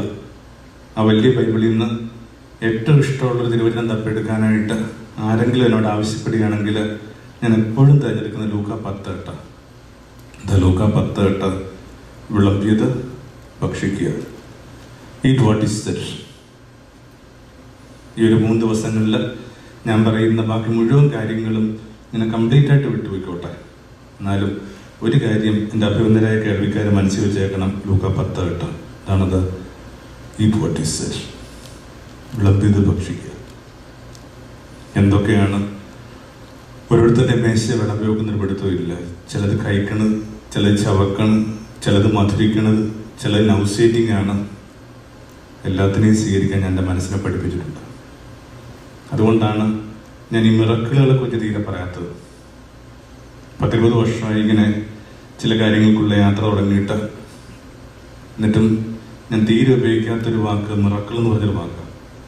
മിറക്കിളിൽ എനിക്ക് വിശ്വാസമില്ലാത്തതുകൊണ്ടൊന്നുമല്ല. മാർക്കിൻ്റെ സുവിശേഷം അവസാനിക്കുന്നത് തന്നെ എങ്ങനെയാണ്? അവൻ അത്ഭുതങ്ങൾ കൊണ്ട് തൻ്റെ പഠനങ്ങളെ സ്ഥിരീകരിച്ചു. പറയുന്ന കാര്യങ്ങൾക്ക് യേശുവുമായി ബന്ധമുണ്ടെന്നുള്ളൊരു അറ്റസ്റ്റേഷനാണ് എന്ത്? മിറക്കിൾ. അതുകൊണ്ട് മിറക്കിളൊന്നും എനിക്കൊരു സംശയമില്ല. എന്നിട്ടും ഞാൻ എന്തുകൊണ്ട് മിറക്കിളെ കുറിച്ച് പറയുന്നില്ല? ഭാഗ്യവശാല് ആ കിളുന്ത് പ്രായം തൊട്ട് ഈ മധ്യവയസ്സ് വരെ എനിക്ക് കിട്ടിക്കൊണ്ടിരുന്ന കേൾവിക്കാരത് ഇത് കണക്ക് എന്ത് ചെയ്യുന്നുണ്ട്? ഒരു പക്വതയുള്ള കേൾവിക്കാരായിരുന്നു, മച്ചുവറായ കേൾവിക്കാരായിരുന്നു. കുഞ്ഞുങ്ങളെ പോലും മച്ചുവറായ കുഞ്ഞുങ്ങൾ. അവരോട് ഞാൻ അത്ഭുതങ്ങളെക്കുറിച്ച് പറയേണ്ടത് തീരുമാനിച്ചു. അത്ഭുതങ്ങൾ ഫെയ്ത്തിൻ്റെ ഒരു പ്രിലിമിനറി, ഒരു പ്രൈമറി ഇടത്തൊക്കെ നിൽക്കുന്ന ആൾക്കാർക്ക് വേണ്ടിയാണ്. കുറച്ചുകൂടി മുമ്പോട്ട് പോകുന്നവർക്ക് അത്ഭുതങ്ങൾ അങ്ങനെയല്ല മനസ്സിലാക്കേണ്ടത്. അതുകൊണ്ട് ഒരു കുഞ്ഞുദാഹരണത്തിനായിട്ട് എന്താ അത്ഭുതം എന്ന് പറയുന്നത്? മറ്റൊന്ന് സാധ്യമാണെന്ന വിചാരമാണ് എന്താ അത്ഭുതം. Alternatives R possible. ജീവിതത്തിൽ 100 കാര്യങ്ങളിൽ 99 കാര്യങ്ങൾക്കകത്ത് മറ്റൊന്നും സാധ്യമല്ല. രാവിലെ കാപ്പി കുടിക്കാനായിട്ട് ചെല്ലുമ്പോൾ ദോശ എന്ന് വിചാരിക്കുക. ദോശ നിങ്ങൾക്ക് കണ്ടുകൂടെന്ന് വിചാരിക്കുക. ഒരു കൊട്ടോണ്ടൊക്കെ മൂടിയിട്ട് പ്രാർത്ഥിക്കുകയാണ്, ദൈവം ചിരട്ടപ്പൊട്ടാണ്. ഇത്രയും വലിയ വിശ്വാസികളായിട്ട് നിങ്ങളത് ചിരിച്ചത്. അപ്പം എല്ലാവർക്കും അറിയാവേ ദോശ ചിരട്ടപ്പൊട്ടാവത്തില്ലെന്ന്. അത്രേ ഉള്ളൂ. കാരണം ഇതിൻ്റെ ഇൻചാർജുള്ള ആള് ഞങ്ങളുടെ കാസർഗോഡ് ഒരു ബ്രദർ തന്നെയായിരിക്കും ഭക്ഷണം ചെയ്യുന്നത്. പുള്ളി അടുക്കള പൂട്ടി, അല്ല അടുപ്പണച്ച്, ഒരാളത് കത്തിക്കാതിരിക്കാൻ വേണ്ടി അതിനകത്തൂടെ വെള്ളമൊക്കെ ഒഴിച്ച് അടുക്കള പൂട്ടി എൻ്റെ താക്കോൽ ഇങ്ങനെ നൂലെ കെട്ടി കുഴക്കണിട്ടിട്ടാണ് അങ്ങോട്ട് പോയത്. ഇനിയിപ്പോൾ 2 സാധ്യതയുണ്ട്. ഒന്ന്, ദോശ കണ്ടുപിടിച്ച് അന്യ സംസ്ഥാനക്കാരെ മുഴുവൻ മുത്തനെയും മുത്തിയൊക്കെ ചീത്ത വിളിക്കുക. 2, ഈ തണുത്ത പ്രഭാതത്തിൽ ചൂട് ദോശ കിട്ടിയില്ലെന്ന് ഓർത്തിട്ട് കുരിശ് വരച്ച് ചമ്മന്തി മുക്കി ഭക്ഷിക്കുക. എന്തായാലും ചിരട്ടപ്പൊട്ടി ഈസ് നോട്ട് പോസിബിൾ. ഒന്ന് കുരിശ് വരച്ച് ജീവിതത്തെ ഒന്നുകൂടി ഭക്ഷിക്കാവോ?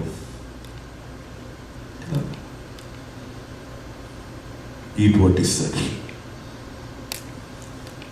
അത്ഭുതങ്ങളെ കുറിച്ചുള്ള എൻ്റെ ഒരു വിശദീകരണം പോലും ഇങ്ങനെയാണ്. വസ്തുതകളിൽ സംഭവിക്കുന്ന മാറ്റങ്ങളല്ല, അനുഭവങ്ങളെ സ്വീകരിക്കാനായിട്ട് നിങ്ങൾക്ക് കിട്ടുന്ന ഹൃദയവിശാലതയാണ് ശരിയായ അത്ഭുതം. Expand, become big. ബ്രഹ്മം എന്നൊരു വാക്കാണ് ഈശ്വരന് വേണ്ടി നമ്മൾ ഉപയോഗിക്കുന്നത്. എന്താ ബ്രഹ്മം എന്ന വാക്കിൻ്റെ അർത്ഥം? ബൃഹത്താവുന്നതാണ് ബ്രഹ്മം. ഈശ്വരനുമായി ബന്ധപ്പെട്ട് ജീവിക്കുന്ന ആൾക്കാരൊക്കെ ഇങ്ങനെ വലുതാവണം, അക്കോമഡേറ്റീവ് ആവണം. ഉദാഹരണത്തിനായിട്ട് ഒത്തിരി രോഗശാന്തി ശുശ്രൂഷകൾ നമ്മുടെ ധ്യാനകേന്ദ്രങ്ങളിലും കൺവെൻഷൻ ബന്ധങ്ങളിലൊക്കെ നടക്കുന്നുണ്ട്. പക്ഷെ ഇതിനൊക്കെ ഇത്തിരി മാറിയെന്ന് കാണുന്ന ഒരാളെന്ന നിലയിൽ ഒരു കാര്യം ഞാൻ ശ്രദ്ധിച്ചിട്ടുള്ളത് ഇങ്ങനെയാണ്: ഒരു ബുദ്ധിയുടെ ഒരു പ്രശ്നമുള്ള ഒരു മെന്റലി ചലഞ്ചറായ ഒരു കുട്ടി നമ്മുടെ പ്രാർത്ഥനകൾക്ക് ശേഷം ഒരു സാധാരണ കുഞ്ഞായിട്ട് മാറുന്ന അധിക അനുഭവം ഞാൻ കണ്ടിട്ടില്ല. തീരെ ഇല്ലെന്ന് തന്നെ പറയുന്ന അതിൻ്റെ ശരി. ഡൗൺ സിൻഡ്രോമുള്ള കുട്ടി, ഹൈഡ്രോസഫായിലൊരു കുട്ടി. എന്നിട്ടും ഞങ്ങളുടെ കണക്കൊരു ധ്യാനാശ്രമത്തിൽ സംഭവിക്കുന്നൊരു കാര്യം എടുക്കുക. മീരാഹരി എന്ന് പറയുന്ന ദമ്പതികൾ അവരെ മുത്തെന്ന് പറഞ്ഞ കുഞ്ഞുമായിട്ട് ഇങ്ങനെ റിട്രീറ്റിന് വരികയാണ്.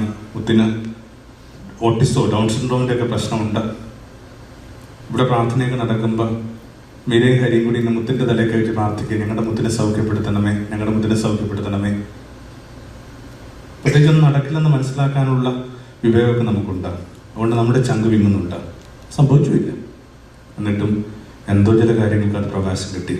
ഇവിടെ ഇരുന്ന് ഓരോരോ കാര്യങ്ങൾ ഞാൻ കേട്ടുകൊണ്ടിരിക്കുമ്പോൾ ഒരു ദിവസം പ്രഭാഷണത്തിന് വന്ന വൈദികൻ പറഞ്ഞു, ദൈവത്തിൻ്റെ കൈവശം ഒരു കുഞ്ഞുണ്ടായിരുന്നു.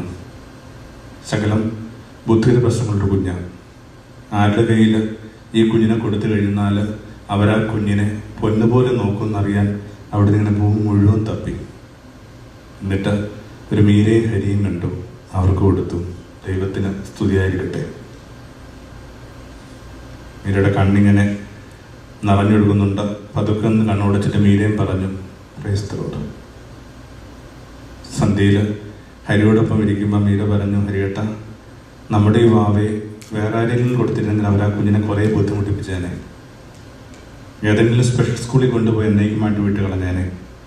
നമുക്ക് ആ കുഞ്ഞിനെ പൊന്നുപോലെ നോക്കാമെന്ന് അവിടത്തേക്ക് അറിയാവുന്നതുകൊണ്ട് നമ്മുടെ കയ്യിലോട്ട് തന്നെ തന്നല്ല. ധ്യാനം കഴിയുമ്പോൾ നിങ്ങളുകൂടി എൻ്റെ അടുത്ത് നിൽക്കണം. എങ്ങനെയാണ് ഈ മീരയും കാര്യം കൂടി മുത്തിനെ കൊണ്ടുപോകണത്? ചേർത്ത് പിടിച്ച് കൊണ്ടുപോകണം. ആദ്യമായിട്ട് അവർക്ക് ആ വാക്കിൻ്റെ അർത്ഥം മനസ്സിലായി. Special child, very special child. അവരിത്രയും കാലം ഓർത്ത് എന്തെങ്കിലുമൊക്കെ ഡെഫിഷ്യൻസി ഉള്ള കുഞ്ഞുങ്ങൾക്ക് വേണ്ടി കൊടുത്തുകൊണ്ടിരുന്ന ടെക്നിക്കലായ വാക്കാണ് എന്താ? Special child. അവർക്ക് മനസ്സിലായില്ല, എക്സസ് ലവ് ഡിമാൻഡ് ചെയ്യപ്പെടുന്ന ഒരു നിലനിൽപ്പിൻ്റെ പേരാണ് എന്ത്?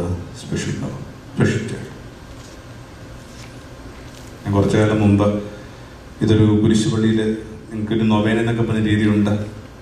ഒരു സർവീസ് തന്നെ ഇങ്ങനെ റിപ്പീറ്റ് ചെയ്യപ്പെടും. അപ്പോൾ ഓരോ സർവീസിന് ഒരേ കഥ, ഒരേ ഹോമിലി തന്നെയാണ് പറയണത്, സർമ്മം തന്നെ പറയണത്. 5 ഒരു ചെറുപ്പക്കാരൻ മുമ്പിൽ നിന്ന് കേൾക്കുന്നുണ്ട് രാവിലെ തൊട്ട് വൈകുന്നേരം വരെയുള്ള സമയത്ത്. ഒരേ കാര്യം തന്നെ പറയുന്നതിൻ്റെ ഒരു ചെറിയൊരു പരിങ്ങൾ നമുക്കുണ്ട്. ഒരു ഇതല്ല, ഒരേ കാര്യമല്ലേ പറയണ. പക്ഷെ ആളിങ്ങനെ വളരെ കീനായിട്ടിരിപ്പുണ്ട്. ഇത് കഴിയുമ്പോൾ അയാൾ ഇങ്ങനെ സംഗീതത്തിലോട്ട് വന്നു. എന്നിട്ട് പറഞ്ഞു, വെച്ചാൽ ഞാൻ തൊട്ടത്തെ കോളേജിൽ അധ്യാപകനാണ്. രാവിലെ ഇങ്ങനെ ഒന്ന് പ്രാർത്ഥിച്ചു പോകുന്ന രീതിയുണ്ട്. അങ്ങനെ വന്ന് പ്രാർത്ഥിച്ചു പോകുമ്പോഴാണ് ഈ മുത്തിൻ്റെ കഥ കേട്ടത്. അപ്പം അത് കേൾക്കാൻ വേണ്ടിയാണ് 5 സെഷൻ ഇരുന്നത്. അപ്പോൾ സാർ, എന്താ നിങ്ങൾ അലട്ടണത്? അത് പറഞ്ഞു, എല്ലാവരും കൂടി എൻ്റെ ജീവിതത്തോട് ചേർത്ത് വെച്ചത് ഇങ്ങനെ ഭ്രാന്ത് പിടിച്ചൊരു സ്ത്രീയെ. പള്ളിയിൽ ഇങ്ങനെ മിന്നി ഉയർത്തിയപ്പോൾ തന്നെ എനിക്ക് മനസ്സിലായി, ഞാൻ കല്യാണം കഴിക്കാൻ പോകുന്നത് ഇങ്ങനെ ഭ്രാന്തുള്ളൊരു സ്ത്രീയെ. അത്രയും ബ്ലാങ്ക. പിന്നെ ഉയർത്തിയ കൈ താത്തിയിലെന്ന് മാത്രമേ ഉള്ളൂ. അന്വേഷിച്ചപ്പോൾ മനസ്സിലായി, കൊടിയ ചിത്രരോഗത്തിന് കുറെ അധികം വർഷമായിട്ട് ഇങ്ങനെ ചികിത്സയിലായിരുന്ന ഒരു സ്ത്രീയായിരുന്നു അവരെന്ന്. ലോകത്തോട് മുഴുവൻ പകയം. ഒരാളെ പോലും ഇങ്ങനെ കളിപ്പിക്കാത്ത എന്നെ എല്ലാവരും കൂടി ഭംഗിയായിട്ട് കളിപ്പിച്ചു. പക്ഷെ ഇവിടെ നിന്നുകൊണ്ട് പിന്നെ ഞങ്ങൾ ഒരുമിച്ച് ആയിരുന്നിട്ടില്ല.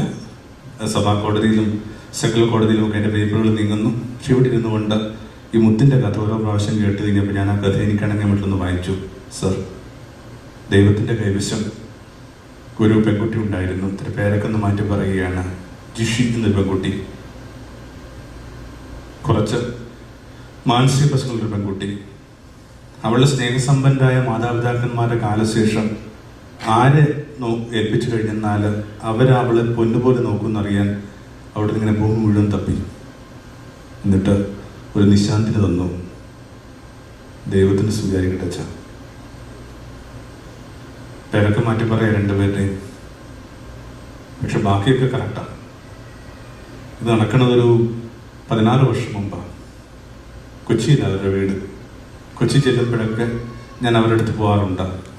നമ്മൾ ഈ പറഞ്ഞ് പേരിട്ട് വിളിച്ച ഈ പെൺകുട്ടിക്ക്, സ്ത്രീക്ക് ഒരു മാറ്റവും സംഭവിച്ചിട്ടില്ല. പക്ഷെ ഒരു പള്ളിമുറ്റത്ത് നിന്ന് കിട്ടിയ ഒരു പുഞ്ചിരി അയാൾ സസ്റ്റെയിൻ ചെയ്യുന്നുണ്ടാണ്. നിശാന്ത്. ഇതിനെ വിളിക്കുന്ന വാക്കാണ് എന്താ? Become big. You become big. Magnanimous, വലുതാവുന്നത്. അവനവും എല്ലാം വേണ്ടിയാണ് ഈ ദൈവവചനം കേൾക്കാനും പഠിക്കാനും ഒക്കെ നമ്മൾ പോകണമെന്നേ.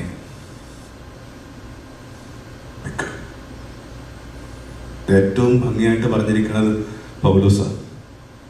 നമുക്കതിനകത്ത് വേറെ ഒന്നും ആവശ്യമില്ല. എൻ്റെ ശരീരത്തിൽ ഒരു മുള്ളുണ്ട്.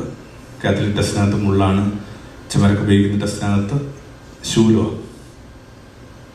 കുറച്ചുകൂടി അതിൻ്റെ ഒരു ഗ്രാവിറ്റി വർദ്ധിക്കണം, മാഗ്നിറ്റ്യൂഡ് വർദ്ധിക്കണം ആ വാക്കിനകത്ത്.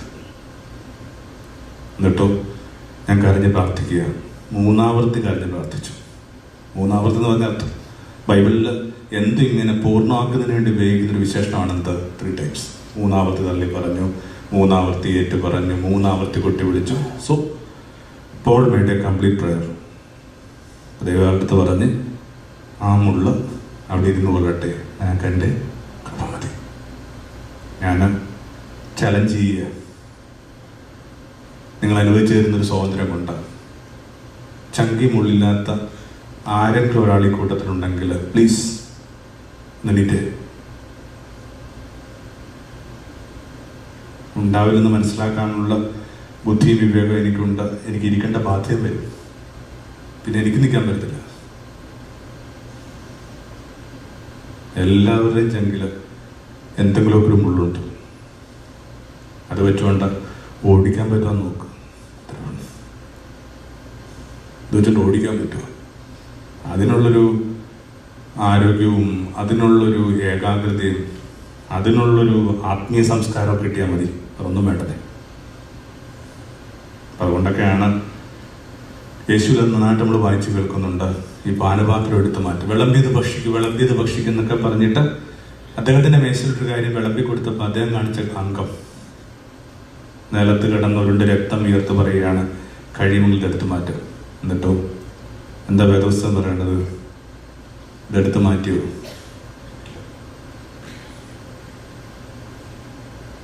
പാനപാത്രങ്ങൾ ഒഴിവാക്കാൻ വേണ്ടിയുള്ളതല്ല, കുടിക്കാനുള്ളതാണ്. You need to drink. ലൈഫിൻ്റെ ഏതെങ്കിലും ഒരു കേവ്, ഏതെങ്കിലും ഒരു ഇടവഴി വെച്ചിട്ട് ഒരാൾ അയാളുടെ ചില കഠിന അനുഭവങ്ങളെ കുടിച്ചേ പറ്റും. അപ്പോൾ ഒരാവുന്ന കുഞ്ഞ് പ്രശ്നം ഇത്രയേ ഉള്ളൂ. ഇങ്ങനെ എല്ലാം ഇങ്ങനെ ഭക്ഷിക്കാനും വിഴുങ്ങാനും ഒക്കെ ആണെങ്കിൽ പിന്നെ എന്തിനാ പ്രാർത്ഥിക്കാൻ പോയിട്ട്? കൂടുതൽ വരി കിടപ്പുണ്ട്, സ്വർഗത്തിൽ നിന്നൊരു ദൂതം വന്നിട്ട് അവനെ ബലപ്പെടുത്തി. അനുഭവങ്ങളെ കുലീനമായിട്ട് സ്വീകരിക്കാൻ നിങ്ങൾക്ക് ലഭിക്കുന്ന സ്ട്രെങ്തിൻ്റെ പേരാണ് ശരിയായ ദൈവാനുഭവം. നിങ്ങൾക്ക് ഭ്രാന്ത് പിടിച്ചിട്ടില്ല, നിങ്ങൾ ആത്മഹത്യ ചെയ്തിട്ടില്ല, നിങ്ങൾ ഡിപ്രഷൻ ക്ലിനിക്കിൽ പോയി ഇരുന്നിട്ടില്ല, ഉറക്കഗുളിക കഴിച്ചിട്ടില്ല. അത്രയൊക്കെ ഉണ്ടെങ്കിൽ ഓർത്തോളൂ, ഒരു മാലാഖ വന്നിട്ട് ശക്തിപ്പെടുത്തുന്നുണ്ട്. എല്ലാ ചതികൾക്ക് ശേഷവും ജീവിതം മുമ്പോട്ട് പോകുന്നെങ്കിൽ ഓർത്തോളം ഒരു മാലാഖ വന്നിട്ട് ശക്തിപ്പെടുത്തുന്നുണ്ട്. രണ്ടത അനുഭവങ്ങളെ കുറെ കൂടി ഇങ്ങനെ കുലീനമായിട്ട് സ്വീകരിക്കാൻ പറ്റുമോ? അതുകൊണ്ടാണ് എനിക്കിങ്ങനെ മനുഷ്യരുടെ അനുഭവങ്ങൾ കേൾക്കുമ്പോൾ എനിക്ക് അവരുടെ കാലെ തൊടാൻ തോന്നും. കൊടിയ അനുഭവങ്ങളിലൂടെ കടന്നു പോയിട്ടും ഇത് കുലീനമായിട്ടല്ല മുമ്പോട്ട് പോകണം. അവരെ നമസ്കരിക്കണ്ട. കഠിനാനുഭവങ്ങളിലൂടെ കടന്നു പോയിട്ടും കുലീനമായിട്ട് ജീവിക്കുന്നവർ, അവരെ നമസ്കരിക്കണ്ട. വേറെ ആരെയല്ല, കുലീനമായിട്ട് പോകും. എപ്പോഴും ഓർക്കുമ്പോൾ ഇങ്ങനെ കണ്ണു നിറയുന്ന സംഭവം പൂന്താനത്തിൻ്റെ ഗുരുവായൂർ നടയിൽ ഇങ്ങനെ ഭജനയെ പാടിക്കൊണ്ടിരുന്ന മനുഷ്യനാണ്. സങ്കടമുണ്ട്, കുഞ്ഞുങ്ങളില്ല. അങ്ങനെ വാർദ്ധക്യത്തിൽ ഒരു കുഞ്ഞിനെ കിട്ടണം. വാർദ്ധക്യത്തിൽ കിട്ടിയൊരു കുഞ്ഞ് ഒരു വയോധികന്റെ ജീവിതത്തെ എന്തുമാത്രം ഭാസുരമാക്കുന്നു, എന്തുമാത്രം പ്രകാശപൂരിതമാക്കുന്നു എന്നൊക്കെ ഞാൻ വിശദീകരിക്കേണ്ട കാര്യമൊന്നുമില്ല. കുഞ്ഞിൻ്റെ 1ാം പിറന്നാളാണ്. എല്ലായിടത്തേക്കും ക്ഷണം പോയി. വീട് നിറയെ അതിഥികളാണ്. തലേന്നൊക്കെ അതിഥികൾ വരും. അവരിങ്ങനെ വൈകുന്നേരമൊക്കെ പോയി കുളിച്ചു വരുമ്പോൾ അവർക്ക് മാറിയിടാനായിട്ട് നല്ല വസ്ത്രങ്ങൾ എടുത്തു വെച്ചിട്ടുണ്ടാവും. അങ്ങനെ അതിഥികൾ വൈകുന്നേരം പോയി കുളിച്ച് അവർ ഈറൻ വിഴുപ്പ് വസ്ത്രങ്ങൾ ഒരു കുടിസുമുറിയിൽ ഉരിഞ്ഞിടുന്നു, നല്ല വസ്ത്രം എടുത്ത് കൊടുക്കുന്നു. പക്ഷെ ദുരന്തം സംഭവിച്ചു. പിറ്റേന്ന് പിറന്നാൾ ആഘോഷിക്കേണ്ട കുട്ടി ഈ പറഞ്ഞെടുത്ത് കിടപ്പുണ്ടായിരുന്നു, ഈ മുറിക്കകത്ത് കിടപ്പുണ്ടായിരുന്നു. ആരോ കൊണ്ട് വെച്ച അബദ്ധത്തിൽ അങ്ങനെ കുറേ പേരുടെ ഈറൻ വിഴുപ്പ് വസ്ത്രങ്ങൾ മീതെ മീതെ വീണ പിറന്നാൾ കുട്ടി മരിച്ചുപോയി. നിങ്ങൾ എന്ത് ചെയ്യും? ചോദിക്കണമെന്ന മഹാബോറ. എന്നാലും ഒരു റട്ടറിയുടെ ഭാഗമായിട്ട് ചോദിക്കുന്നതാണ്, നിങ്ങളെന്താ ചെയ്യും? എനിക്കറിയത്തില്ല. എന്നാൽ ഞാനെന്ത് ചെയ്യുമെന്ന് എനിക്ക് നന്നായിട്ടറിയാം. എന്താണ്? I will disown him.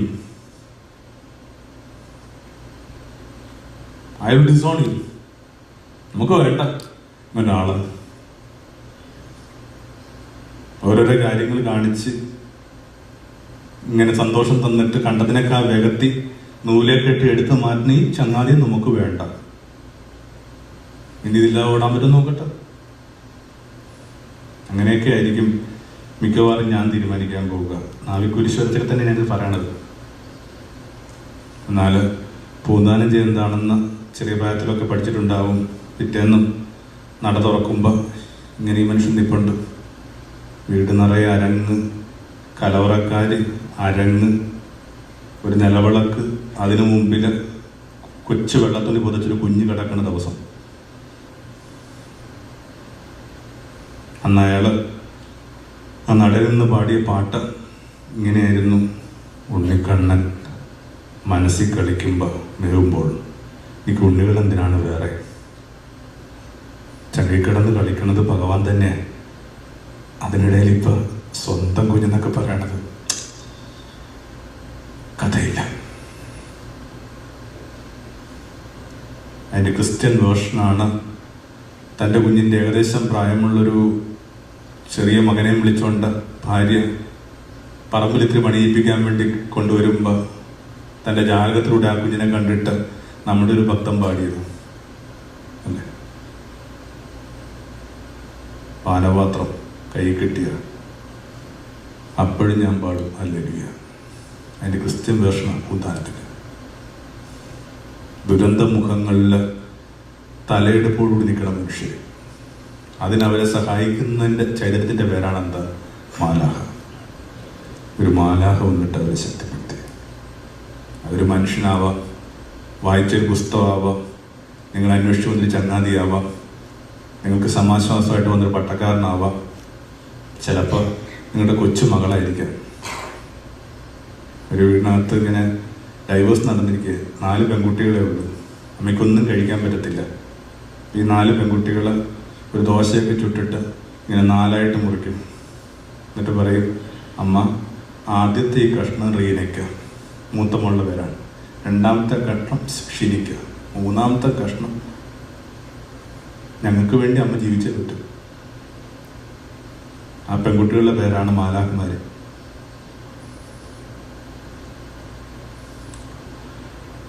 രണ്ടത് accept life, accept eventualities. ജീവിതം വെച്ച് നീട്ടുന്ന ഓരോ അനുഭവങ്ങളെ സ്വീകരിക്കാനുള്ള. 3, ഇങ്ങനെ കുറെ കൂടി പരിസരത്തെ വിപുലീകരിക്കുക, സാങ്ക്ടിഫൈ. അതൊക്കെ നമ്മുടെ റെസ്പോൺസിബിലിറ്റി. അല്ലാതെ നമ്മൾ വിചാരിക്കുന്ന കണക്ക് ഇങ്ങനെ ഉടനെ ഇങ്ങനെ വീട് കെട്ടിക്കൊടുക്കാനും പറമ്പ് വാങ്ങി ഇങ്ങനെ വളച്ച് കെട്ടിക്കൊടുക്കാനൊന്നൊക്കെ വരട്ടെ. അതിനൊക്കെ മുമ്പായിട്ട് വേറെ ചില കാര്യങ്ങളൊക്കെ ഉണ്ടാകും. ലോകത്തെ ശുദ്ധീകരിക്കുക എന്നൊക്കെ സംഭവമുണ്ട്.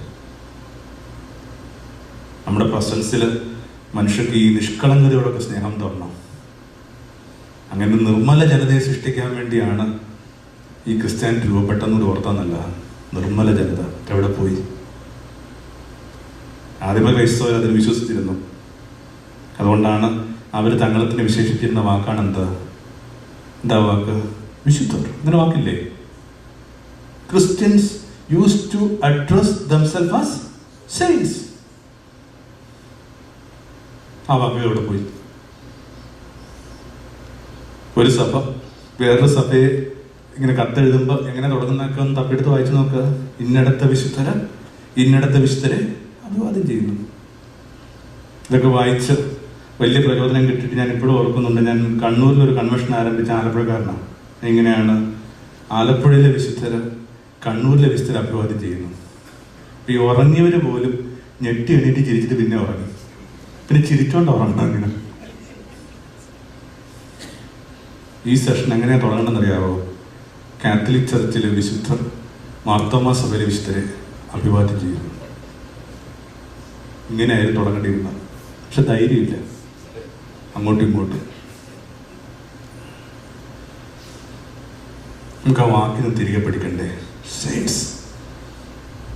Christians use to address themselves as saints. ഇങ്ങനെ നിഷ്കളങ്കതയുടെ ഒരു ആനന്ദത്തെക്കുറിച്ച് ഭൂമിയോട് പറഞ്ഞു കൊടുക്കുക.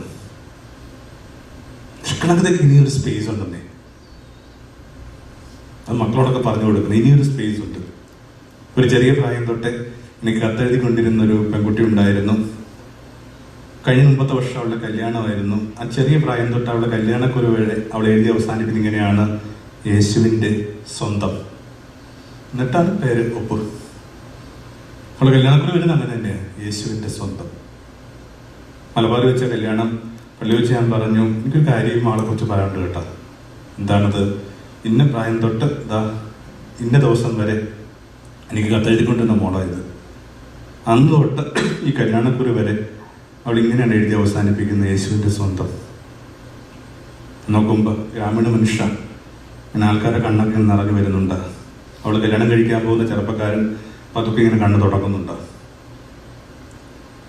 നിഷ്കളങ്കതയ്ക്ക് ഇനിയും ഭൂമി മൂല്യമുണ്ടെന്ന് മക്കളോട് പറഞ്ഞു കൊടുക്കണം. വീണ്ടും പറക്കുക. Go back to innocence. അവനവൻ്റെ നിഷ്കളങ്കതയിൽ ഒരാൾക്ക് ഏത് പ്രായത്തിലും ജനിക്കാൻ പറ്റുമെന്നൊക്കെ അല്ലേ അയാൾ ഭൂമിയോട് പറഞ്ഞത്. എനിക്ക് ദിവസങ്ങളൊക്കെ പറഞ്ഞു കൊടുത്തത്. വീണ്ടും പിറക്കുക. അപ്പോൾ 3 തവണ ഭൂമിയുടെ നിഷ്കളങ്കതയെ നമ്മൾ വളർത്തുന്നുണ്ടോ ആണ് 3ാമത്തെ അന്വേഷണം. നദികളുള്ളതുകൊണ്ടാണ് മനുഷ്യർ ഇത്രയും ശുദ്ധി ജീവിക്കുന്നത്. വളരെയേറെ ശുദ്ധി ജീവിക്കുന്നവരൊക്കെ ആയിട്ടാണ് നമ്മുടെ ദേശക്കാരെ കുറിച്ചൊക്കെ പറയുന്നത്. അതിന് കാരണം നമുക്കെന്തെങ്കിലും ഒരു DNA ഒരു സ്പെഷ്യാലിറ്റിയോ സുപ്രീമസിയോ ഉള്ളതുകൊണ്ടോ അല്ല, മറിച്ച് എന്താണ് ഈ നദികളുണ്ടാക്കുന്ന ഉത്തരവാദിത്വം. അത് കണക്ക് നിഷ്കളങ്കരായ മനുഷ്യർ സമൂഹത്തിന് കൊടുക്കുന്ന ഉത്തരവാദിത്വമുണ്ട്. They evoke holiness. അങ്ങനെയുണ്ടൊരു 3ാമത്തെ. 4ാമതായിട്ട് നിങ്ങൾ തണുപ്പിക്കുന്നൊരു ഓർമ്മയായിരിക്കുമോ? Calling remembrance. നിങ്ങൾക്കൊരു വിഷമം വരുമ്പോൾ നിങ്ങൾ പെട്ടെന്ന് വിളിക്കണം എന്നൊക്കെ ഒരാൾക്ക് തോന്നിയാൽ നിങ്ങൾ ഓർത്തോളൂ, നിങ്ങൾ നദിയാണ്. നിന്നെ പെട്ടെന്ന് കാണണമെന്ന് തോന്നി, നദിയാണ്. എനിക്ക് തോന്നുന്നു കുറച്ചൊക്കെ ഇങ്ങനെ നാടൊക്കെ വിട്ട് മാറിപ്പാർക്കുമ്പോൾ നിങ്ങൾ നന്നായിട്ട് ചെയ്യുന്നുണ്ടെന്ന് ഞാൻ വിചാരിക്കുന്നു. എല്ലാവർക്കും ഉണ്ട് നല്ല ഉത്തമരായ ചങ്ങാതിമാരി കൂട്ടത്തിൽ. അവരൊക്കെയാണ് ഈ തണുപ്പിക്കണ മനുഷ്യ. വിഷമം വരുമ്പോൾ എല്ലാവരും കൂടി വന്നിരിക്കും. ഒരുമിച്ചിരുന്ന് ഭക്ഷണം കഴിക്കാമെന്ന് മാത്രമല്ല, ഒരുമിച്ചിരുന്ന് കരയാനൊക്കെ പറ്റുന്ന മനുഷ്യരുണ്ടെന്നേ. ചിലപ്പോൾ നമുക്ക് ആവശ്യം കുറച്ച് ആരും വേണ്ടെന്നായിരിക്കും. ചിലപ്പോൾ തോന്നും ആരെങ്കിലുമൊക്കെ കൂടെ വേണമെന്ന്. ഇങ്ങനെ 4 നിങ്ങളുടെ കൂളിംഗ് ഒരു ഓർമ്മയായിരിക്കുമോ? തണുപ്പിക്കണ ഒരു ഓർമ്മയായിരിക്കുമോ? നമ്മുടെ ഒരു നാട്ടിൻ്റെ കോൺടെക്സ്റ്റിൽ കാര്യം പെട്ടെന്ന് മനസ്സിലാകും.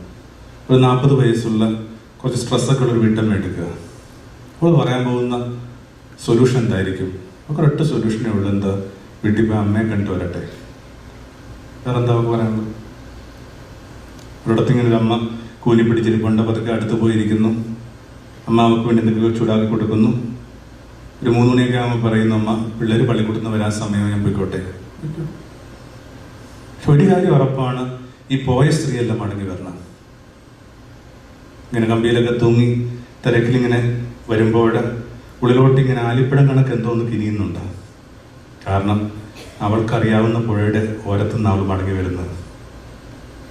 അതുകൊണ്ടാണ് ഈ അമ്മമാരൊക്കെ മരിച്ചു കഴിയുമ്പോൾ ആൺമക്കളെ തകർന്നു പോകുന്നതിനേക്കാൾ കൂടുതൽ പെൺകുട്ടികൾ തകർന്നു പോകുന്നത്. കാരണം അവർക്കിങ്ങനെ പോകാനായിട്ട് ഇടവില്ലാതെ ആവുന്നു, വീട്ടിലേക്ക് പോകാൻ കാരണമില്ലാതെ ആവുന്നു, വീട്ടിലേക്കുള്ള വഴിയിൽ ഇങ്ങനെ പുല്ലുമൂടും. ഇത് വായിച്ചിട്ടില്ലേ? ഇങ്ങനെ കന്യാമറിയം മംഗളവാർത്ത കേട്ട പാത്രയിൽ ചെയ്ത കാര്യം എന്താണ്? എലിസബത്തിൻ്റെ അടുക്കിലേക്ക് ഓടിപ്പോയി. എന്തിനു വേണ്ടിയായിരിക്കും അത്? ഇപ്പം മേരി പറയുന്ന കാര്യം മനസ്സിലാക്കാൻ പറ്റുന്ന ലോകത്തെ ഏക മനുഷ്യസ്ത്രീ ആരാണ്? എലിസബത്ത് അല്ലേ? വേറെ എവിടെങ്കിലും അവൾ പറയുന്ന കാര്യം ആരെങ്കിലും സ്വീകരിക്കുമോ? കന്യ ഗർഭം ധരിച്ചെന്നൊക്കെ പറഞ്ഞ എവിടെങ്കിലും അതാ പരിപ്പ് വേവുക എലിസബത്തിൻ്റെ അടുപ്പിൽ. കാരണം ഈ പറയുന്ന പെൺകുട്ടി പറയുന്ന അതേ അനുഭവം തന്നെയാണ് ആർക്ക്? ആ വയോധികയ്ക്കും. അവള് ഈ ചെറിയ പെൺകുട്ടിയെ കുറ്റപ്പെടുത്തില്ലെന്ന് മാത്രമല്ല, താഴോട്ട് ഓടുവാൻ ഇങ്ങനെ കെട്ടിപ്പിടിക്കുക. എന്നിട്ട് പറയുകയാണ്, വന്നല്ല. ഇങ്ങനെയാണ് തലമുറകൾ വേറൊരു തലമുറയെ സപ്പോർട്ട് ചെയ്യേണ്ടത്. ഓരോ ചെറിയ കാര്യത്തിന് ഈ കുഞ്ഞുങ്ങളെ ഇത് സംശയിക്കുകയും പിടിക്കുകയും സ്ക്രൂട്ടിനി ചെയ്യുന്നതിനൊക്കെ പകരമായിട്ട് അണ്ടർസ്റ്റാൻഡ്. അങ്ങനെയാണ് ഈ കൾച്ചർ എന്ന് വിശേഷിപ്പിക്കപ്പെടുന്ന, അല്ലെങ്കിൽ നമ്മൾ ഈ തലമുറകളുടെയൊക്കെ വിടവെന്നൊക്കെ പറയണം നമ്മൾ ബിൽഡ് ചെയ്യേണ്ടത്. അല്ലാതെ നമ്മൾ ഓരോ കണക്കിന് രാവിലെയൊക്കെ ഓടാൻ പോയി അത് കണക്ക് ചെറുപ്പമായിട്ട് നിന്നൊന്നുമല്ല ഈ പറയണ തലമുറ വിടവുണ്ടാക്കി മാറ്റാൻ പറഞ്ഞത്. Understanding people.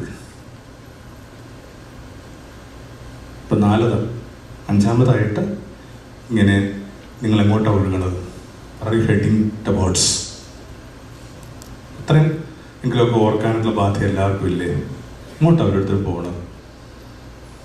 നോക്കി നിൽക്കുമ്പോൾ നമ്മുടെ യൗവനം പോകുന്നു, സൗന്ദര്യം പോകുന്നു, അഴകും ഇങ്ങനെ എല്ലാം ഇങ്ങനെ പോയിക്കൊണ്ടിരിക്കുമ്പോൾ എങ്ങോട്ടാണ് പോകുന്നത്? ഹെഡിങ്.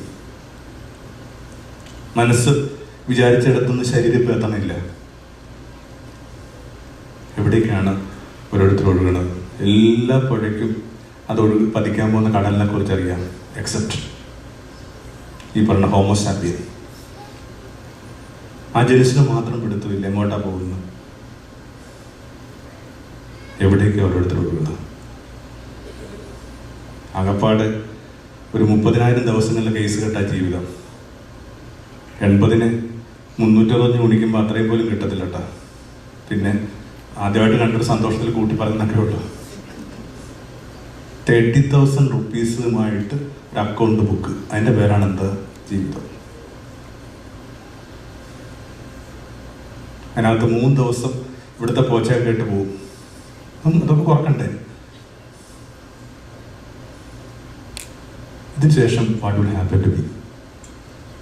അതിങ്ങനെ കൃത്യമായിട്ടൊരു ധാരണയൊന്നും ആർക്കും കിട്ടാൻ പോകണില്ല, എൻ്റെ ആവശ്യമില്ല. പക്ഷെ എന്തെങ്കിലും ഒരു ധാരണ ഇല്ലാതെ ഇങ്ങനെ മുമ്പോട്ട് പോകണം. What will happen to be after spending this 30,000 days? അതിനെ കുറച്ചുകൂടി ഒന്ന് ഡിഫൈൻ ചെയ്യേണ്ട ബാധ്യതയുണ്ട്. അതുകൊണ്ടാണ് നമ്മളെക്കുറിച്ച് പറയുന്നത് eschatological people. And are we eschatological people? Eschatological people എന്ന് പറയുന്നത് ഇങ്ങനെ മുകളിലോട്ട് നോക്കി നടക്കുന്ന മനുഷ്യർ, എസ്കറ്റോളജിക്കൽ പീപ്പിൾ. മറ്റേത് ലോകത്തിന്റെ അംബാസിഡേഴ്സ് എസ്കറ്റോളജിക്കൽ പീപ്പിൾ. ഞാൻ ഒരാളെ കുറിച്ച് കേട്ടൊരു കാര്യമാണ്, ലോകത്ത് ആരെക്കുറിച്ചും കേൾക്കാൻ പാടാത്ത ഏറ്റവും മോശപ്പെട്ട കാര്യം. ഒരു ചങ്ങാതിയെ പരാമർശിച്ചുകൊണ്ട് ഒരാൾ പറയുകയാണ്, അച്ഛാ ഇതിനപ്പുറത്തേക്ക് എന്തെങ്കിലും ഉണ്ടെന്ന് തോന്നൽ തരുന്ന ഒരാളല്ല അയാൾ. ഇതിനപ്പുറത്തേക്ക് എന്തെങ്കിലും ഉണ്ടെന്ന് തോന്നൽ തരുന്ന ഒരാളല്ല അയാൾ.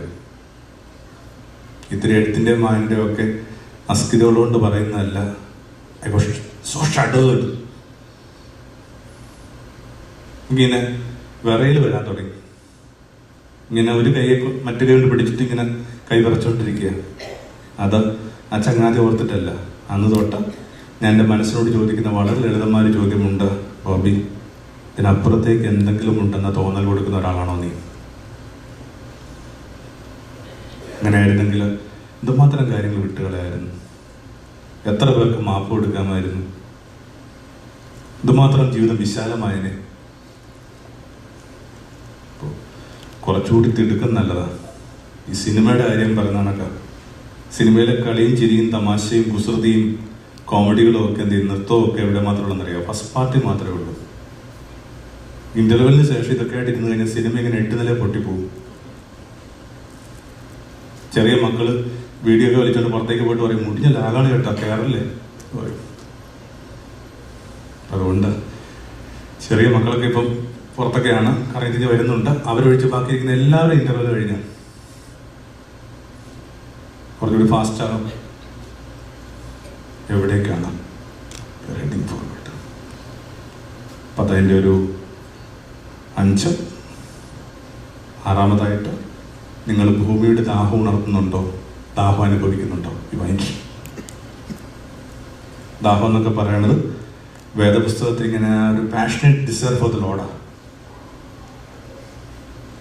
നീർച്ചാലുകൾ തേടി നടക്കുന്ന മാൻപേടയെ കണക്ക്. നമ്മളാരും ദാഹം അറിഞ്ഞിട്ടില്ല. വിശേഷിച്ചും കേരളത്തിൽ നിന്നൊക്കെ പേരുകളുള്ള മനുഷ്യർ നിലയിൽ നമ്മൾ ഒരിക്കലും ദാഹം അറിഞ്ഞിട്ടില്ല.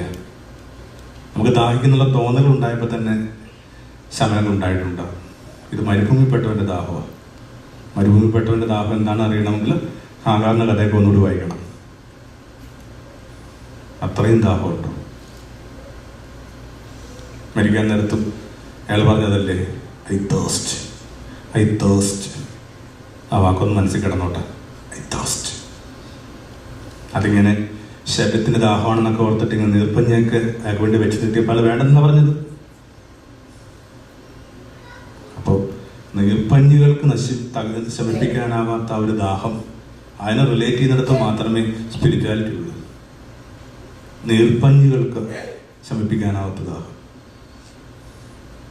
അതിന് നമ്മൾ ഉണർത്തുന്നുണ്ടോ, അത് നമ്മൾ നിലനിർത്തുന്നുണ്ടോ എന്നുള്ളതാണ് 6ാമത്തെ അന്വേഷണം. നമ്മുടെ നാട്ടിലെ ഒരു കുഞ്ഞു കഥ പറഞ്ഞിട്ട് അവസാനിപ്പിക്കാൻ, വളരെ ചെറിയ പ്രായത്തിൽ സന്യാസത്തിലേക്ക് തിരുന്നൊരു ആളുണ്ടായിരുന്നു. 19 വയസ്സൊക്കെ ഒരു ദിവസം തപസ്സിലായിരിക്കുമ്പോൾ ആ വഴിക്കൊരു ദേവദാസി പോയി. അവളോട് അയാൾക്ക് ചെറിയൊരു ഇഷ്ടം തോന്നി. ആ രാത്രിയിൽ അവളെ പോയി കാണാൻ തീരുമാനിച്ചു. കോരിച്ചൊരിയുന്ന മഴയാണ്, കൂരിട്ട്. എന്നിട്ടും അതൊന്നും വേണ്ടെന്നാൾ വെക്കണില്ല. പക്ഷെ പോകുന്ന വഴിക്ക് വലിയൊരു ആറുണ്ട്. ഇതെങ്ങനെ കിടക്കണം എന്ന് നോക്കി നിൽക്കുമ്പോൾ കാണാം ഒരു കൊച്ചുവഞ്ചി കിടന്ന് ഒലയുന്നുണ്ട്. വലിച്ചടുപ്പിച്ച് മീതെ തുഴഞ്ഞ് മറുകരയിലെത്തിയിട്ട് ഈ വഞ്ചിയെ പുഴയിലേക്ക് വീണ്ടും തള്ളിവിടുമ്പോൾ അവൻ്റെ കൈ ഇങ്ങനെ വഞ്ചിക്കകത്തോട് കയറിപ്പോയി. പേടിച്ച് കൈവലിച്ചു. അപ്പോഴാണ് മനസ്സിലായത് അത് വഞ്ചിയായിരുന്നില്ല, മറിച്ച് മരിച്ചൊരാളുടെ ശരീരമായിരുന്നു. എന്നിട്ടും യാത്രയൊന്നും അവസാനിപ്പിക്കണില്ല. അവളുടെ കുടിൽ കണ്ടെത്തണം. വള്ളിക്കുടിലാണ് എന്തോ ഞാൻ കിടപ്പുണ്ട്. പിടിച്ചകത്ത് കയറുമ്പോൾ ഒരു വിളക്കിന് മുമ്പിൽ അവളിങ്ങനെ പുഞ്ചിരിച്ചിരിപ്പുണ്ട്. അവളുടെ പുഞ്ചിരിയിൽ ഒരു പരിഹാസമുള്ളതായിട്ട് അയാൾക്ക് തോന്നി. അയാൾ പറഞ്ഞു, നിന്റെ ചിരിക്കാത്ത പരിഹാസമുണ്ട്. അപ്പോൾ അവൾ പറഞ്ഞു, ആചാര്യ, ഈ രാത്രി എനിക്കെല്ലാം കാണാൻ പറ്റി. ഈ രാത്രിയിൽ കുത്തിയൊഴുകുന്ന പുഴ മുറിച്ച് കിടക്കാൻ അങ്ങ് കണ്ടെത്തിയത് മരിച്ചവൻ്റെ ശരീരം. അതെ, ഇനി വള്ളിയിൽ നിന്ന് കരുതി പിടിച്ചു കയറി എന്താന്ന് നോക്കാൻ പറഞ്ഞു. അപ്പോൾ മിന്നലുണ്ടായ ആ മിന്നലിൽ കണ്ടു കൊടിയ വിഷമുള്ളൊരു സർപ്പം. അതേ പിടിച്ചാൽ കയറി. അവൾ പറഞ്ഞു, ആചാര്യ, എന്നോടുള്ള പ്രേമം കൊണ്ട് ഒന്നും അങ്ങ് അപായപ്പെടുത്തിയില്ല. എന്നാൽ ഈ രാത്രിയിൽ അങ്ങേക്ക് എന്നോട് തോന്നിയ പ്രേമത്തിൻ്റെ 10,000-ൽ1 അങ്ങ് ചെറിയ കാലം തൊട്ടേ ആരെയാണ് നമസ്കരിച്ച് ജീവിച്ചിരുന്നത് ആ ചൈതന്യത്തിൽ അനുഭവപ്പെട്ടിരുന്നെങ്കിൽ അങ്ങനെ പരമപദം പോവുകയാണ്. അപ്പം മിന്നലുണ്ടായതകത്ത. അങ്ങനെ ദേവദാസിയുടെ വാക്കിൻ്റെ മിന്നലിൽ ഒരാൾ ജ്വലിച്ചു. അയാളുടെ പേരാണ് വില്ലുമംഗലം.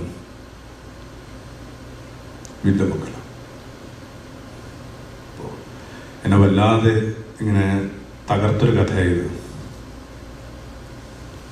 ഓരോരുത്തരുമൊക്കെ തങ്ങളുടെ സൗഹൃദത്തിലും പ്രണയത്തിലും പരിണയത്തിലും പാരൻറ്റിങ്ങിലും സാമൂഹ്യ ബന്ധങ്ങളൊക്കെ പുലർത്തുന്ന അത്രയും ശ്രദ്ധ ആ പരമചൈതന്യത്തോട് പുലർത്തിയിരുന്നെങ്കിൽ എന്നെ അവരൊക്കെ ഇല്ലുമുണ്ടായനെ. ഇപ്പൊ കുറെ കൂടി ദാഹം ആ പരാശക്തി അർഹിക്കുന്നുണ്ട്. ഐ തോസ്റ്റ് കണ്ട വിചാരങ്ങളെ വേഗത്തിലൊന്ന് ചുരുക്കി പറയാവുന്നേ ഉള്ളൂ. 2 ചരിത്രമാണ്. പഴയ നിയമം എന്ന് പറയുന്നത് സ്റ്റോറി ഓഫ് അബ്സ്കൗണ്ടിങ്ങാണ്. പുതിയ നിയമം ഹിസ്റ്ററി ഓഫ് റെസ്പോൺസിബിലിറ്റിയാണ്. ഹിസ്റ്ററി ഓഫ് റെസ്പോൺസിബിലിറ്റി ആരംഭിക്കുന്നത് അവനവനിൽ തന്നെ അവനവൻ്റെ രക്ഷയെ കണ്ടെത്തുന്ന നിമിഷം തൊട്ടാണ്. You are going to be your light. നീയാണ് ദൈവരാജ്യം, നിന്നിലാണ് ദൈവരാജ്യം. നീയാണ് പ്രകാശം, നീയാണ് പൊളിമാവ്, നീയാണ് നദി. അവനവനെ തന്നെ സാധ്യതകളെ തിരിച്ചറിയുന്നിടത്തുനിന്നാണ് ഒരാളിങ്ങനെ റെസ്പോൺസിബിൾ പേഴ്സൺ ആവണം. ആ റെസ്പോൺസിബിലിറ്റിയുടെ ഒരു പശ്ചാത്തലത്തിൽ ഇരുന്നുകൊണ്ട് നമ്മളൊരു മെറ്റഫർ എടുത്ത് കാണാൻ ശ്രമിക്കുകയായിരുന്നു. നിങ്ങൾ നദിയാണ്. എങ്ങനെയാണ് നദിയൊക്കെ ഉണ്ടാവുന്നത്? അഗാധ സ്നേഹത്തിൽ നിന്നാണ്. വല്ലാത്തൊരു സ്നേഹം പൊതിഞ്ഞു നിൽക്കുന്നുണ്ടെന്ന് ബോധ്യം വന്നു കഴിയുമ്പോൾ വല്ലാത്ത നനവുണ്ടാവും. അതിനകത്ത് സ്വയം നദിയാണോ ഇല്ലെന്ന് കണ്ടെത്താനായിട്ടുള്ളൊരു 6 കാര്യങ്ങളാണ്. 1, ഒഴുകുന്നുണ്ട്. 2, നിങ്ങൾ എല്ലാത്തിനെയും സ്വീകരിക്കുന്നുണ്ട്. 3, എല്ലാത്തിനെയും തണുപ്പിക്കുന്നുണ്ടോ. 4, എല്ലാത്തിനെയും വിപുലീകരിക്കുന്നുണ്ടോ. 5, എങ്ങടാ ഒഴുകുന്നത്. 6, നിങ്ങൾ ആ ദാഹം പുലർത്തുകയും ഉണർത്തുകയും ചെയ്യുന്നുണ്ടോ. 2 പ്രധാനപ്പെട്ട പുലർത്തുകയും ഉണർത്തുകയും ചെയ്യുന്നുണ്ടോ? ആമേൻ. ദിവസത്തിൽ കുഞ്ഞൊരു കാര്യം കൂടി പറഞ്ഞിട്ട് കുഞ്ഞു പ്രാർത്ഥന നമുക്കിത് അവസാനിപ്പിക്കാം. എവിടെ പെസഹ ഒരുക്കണം? യേശു എന്താ പറഞ്ഞത്? നിങ്ങൾ തെരുവിൽ ചെല്ലുമ്പോൾ തലയിൽ കുടവായിട്ടൊരു പുരുഷനെ കാണും. അയാളോട് ചോദിക്കണം എവിടെ പെസഹ ഒരുക്കണമെന്ന്. അയാൾ നിങ്ങളെ അലങ്കരിച്ച് മാളിക മുകളിലേക്ക് കൊണ്ടുപോകും. then he will take you to an upper room. ഇവിടെ വേണമെങ്കിൽ നമുക്ക് ആ റെസ്പോൺസിബിലിറ്റി പറഞ്ഞ വാക്കിനെ ഒന്ന് കേന്ദ്രീകരിക്കാം. ഇതാണ് ഉത്തരവാദിത്വം. തലയിൽ കുടവായിട്ട് നിൽക്കുക. എന്നിട്ട് നമ്മുടെ കാലത്ത് ഇങ്ങനെ വഴിതെറ്റിപ്പോവുകയും വഴി ആരായുകയും ചെയ്യുന്നവരെ പതുക്കെ ഇങ്ങനെ അപ്പർ റൂമിലേക്ക് കൊണ്ടുപോവുക. തലയിൽ കുടവുള്ള 70 പേര്, പുരുഷനോ സ്ത്രീയോ ആവട്ടെ, 70 പേര്, അവരുണ്ടാക്കാൻ പോകുന്ന ചെറിയ വ്യത്യാസം അതൊക്കെ ആവട്ടെ ഈ വർഷത്തെ ഒത്തുചേരലിൻ്റെ ഏറ്റവും ഭംഗിയുള്ള വശം. ആമേൻ. നമുക്കൊന്ന് ഒരു സെക്കൻഡ് ഒന്ന് പ്രാർത്ഥിക്കാം. തിരുവന്ന് നേരെ ഇരിക്കാം. നമുക്ക് നമ്മുടെ പതിവ് രീതിയിൽ തിരുവന്ന് മാറി ഇത് യോഗയുടെയൊക്കെ ഒരു പോസ്റ്ററിൽ നട്ടലൊക്കെ നേരെ പിടിച്ച് ഒന്ന് കണ്ടുകൂട്ടി എപ്പോഴും ഓർമ്മിക്കണം. പ്രാർത്ഥിക്കുമ്പോൾ യേശു പറഞ്ഞ ഏറ്റവും പ്രധാനപ്പെട്ട കാര്യം വാതിലടക്കുക. Shut your senses and pray. ഇപ്പോൾ പോലും കടപ്പുറത്തെ വീടുകളിലൊന്നും വാതിലില്ല. 12,000 വർഷം മുമ്പ് വീടുകൾക്ക് വാതിലൊന്നും ഇല്ലായിരുന്നു. അതിനർത്ഥം എന്താണ്? ഷട്ട് യുവർ സെൻസസ് ആൻഡ് പ്രേ. അടുത്ത വരി എന്താണ്? അകത്തുള്ളവരുമായി സംഭാഷണത്തിൽ ഏർപ്പെടുക. ഇത്തിരി നേരം നോടി പറയുകയാണ്. നേരെ ഇരുന്ന് നട്ടലൊക്കെ നേരെ പിടിച്ച് കണ്ണുപൂട്ടി അകത്തുള്ളവരുമായുള്ള സംഭാഷണം. ഇതൊരു സെൽഫ് ടോക്കാണ്, മെഡിറ്റേഷൻ അതാ. എന്നിട്ട് സ്വയം നദിയാണോ അല്ലെന്ന് മാത്രം ഓർമ്മിച്ചെടുക്കുക. ഒരു നദിയായിട്ടായിരിക്കുമ്പം നിങ്ങൾ ഓർമ്മിക്കപ്പെടുന്നത്.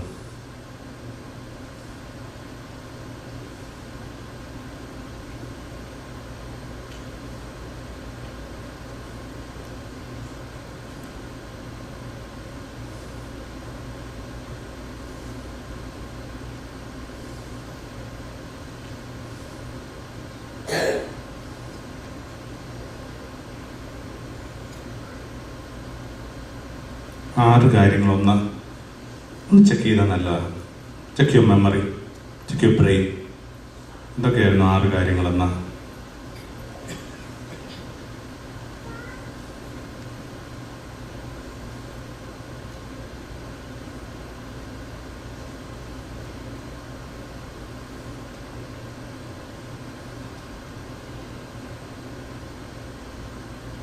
ബുദ്ധിമുട്ടില്ലെങ്കിൽ കരങ്ങളൊന്ന് നെഞ്ചോട് ചേർത്ത് വെച്ച് സ്വന്തം ഹൃദയം പിടിപ്പിനെ തൊട്ട യേശുവിൻ്റെ വാക്ക് ഓർമ്മിക്കുക. വിശ്വസിക്കുന്നവരുടെ ഹൃദയത്തിൽ നദി ഒഴുകും. രാമകൃഷ്ണ പരമഹംസൻ്റെയൊക്കെ നെഞ്ചിൽ നിന്ന് അവസാന കാലങ്ങളിൽ പാലൊഴുകുമായിരുന്നു.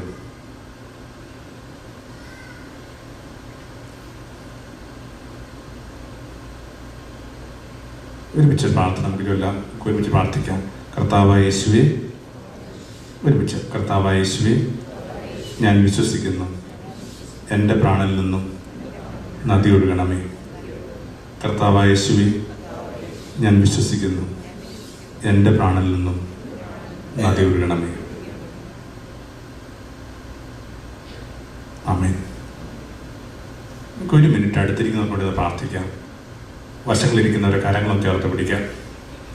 തൊട്ടടുത്തിരിക്കുന്നവരെ കരങ്ങളും ചേർത്ത് പിടിച്ച് സദാ ഈർപ്പമുള്ളൊരു ജീവിതം താങ്കൾക്കുണ്ടാവട്ടെന്ന് ആശംസിക്കുക. നനവുള്ളൊരു ജീവിതം.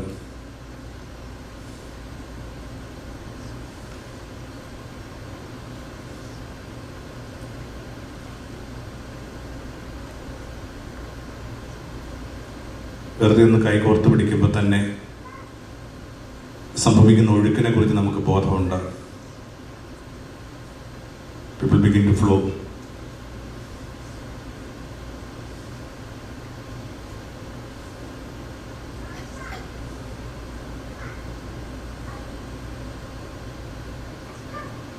കുഞ്ഞു പ്രാർത്ഥന അവർക്ക് വേണ്ടി ചൊല്ലാം. കൈകോർത്ത് തന്നെ ഒരുമിച്ച് പ്രാർത്ഥിക്കാം.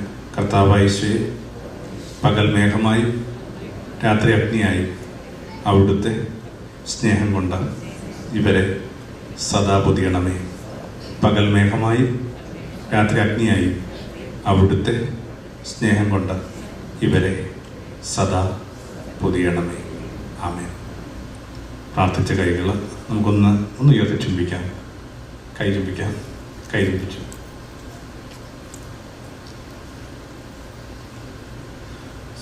നമസ്തേ.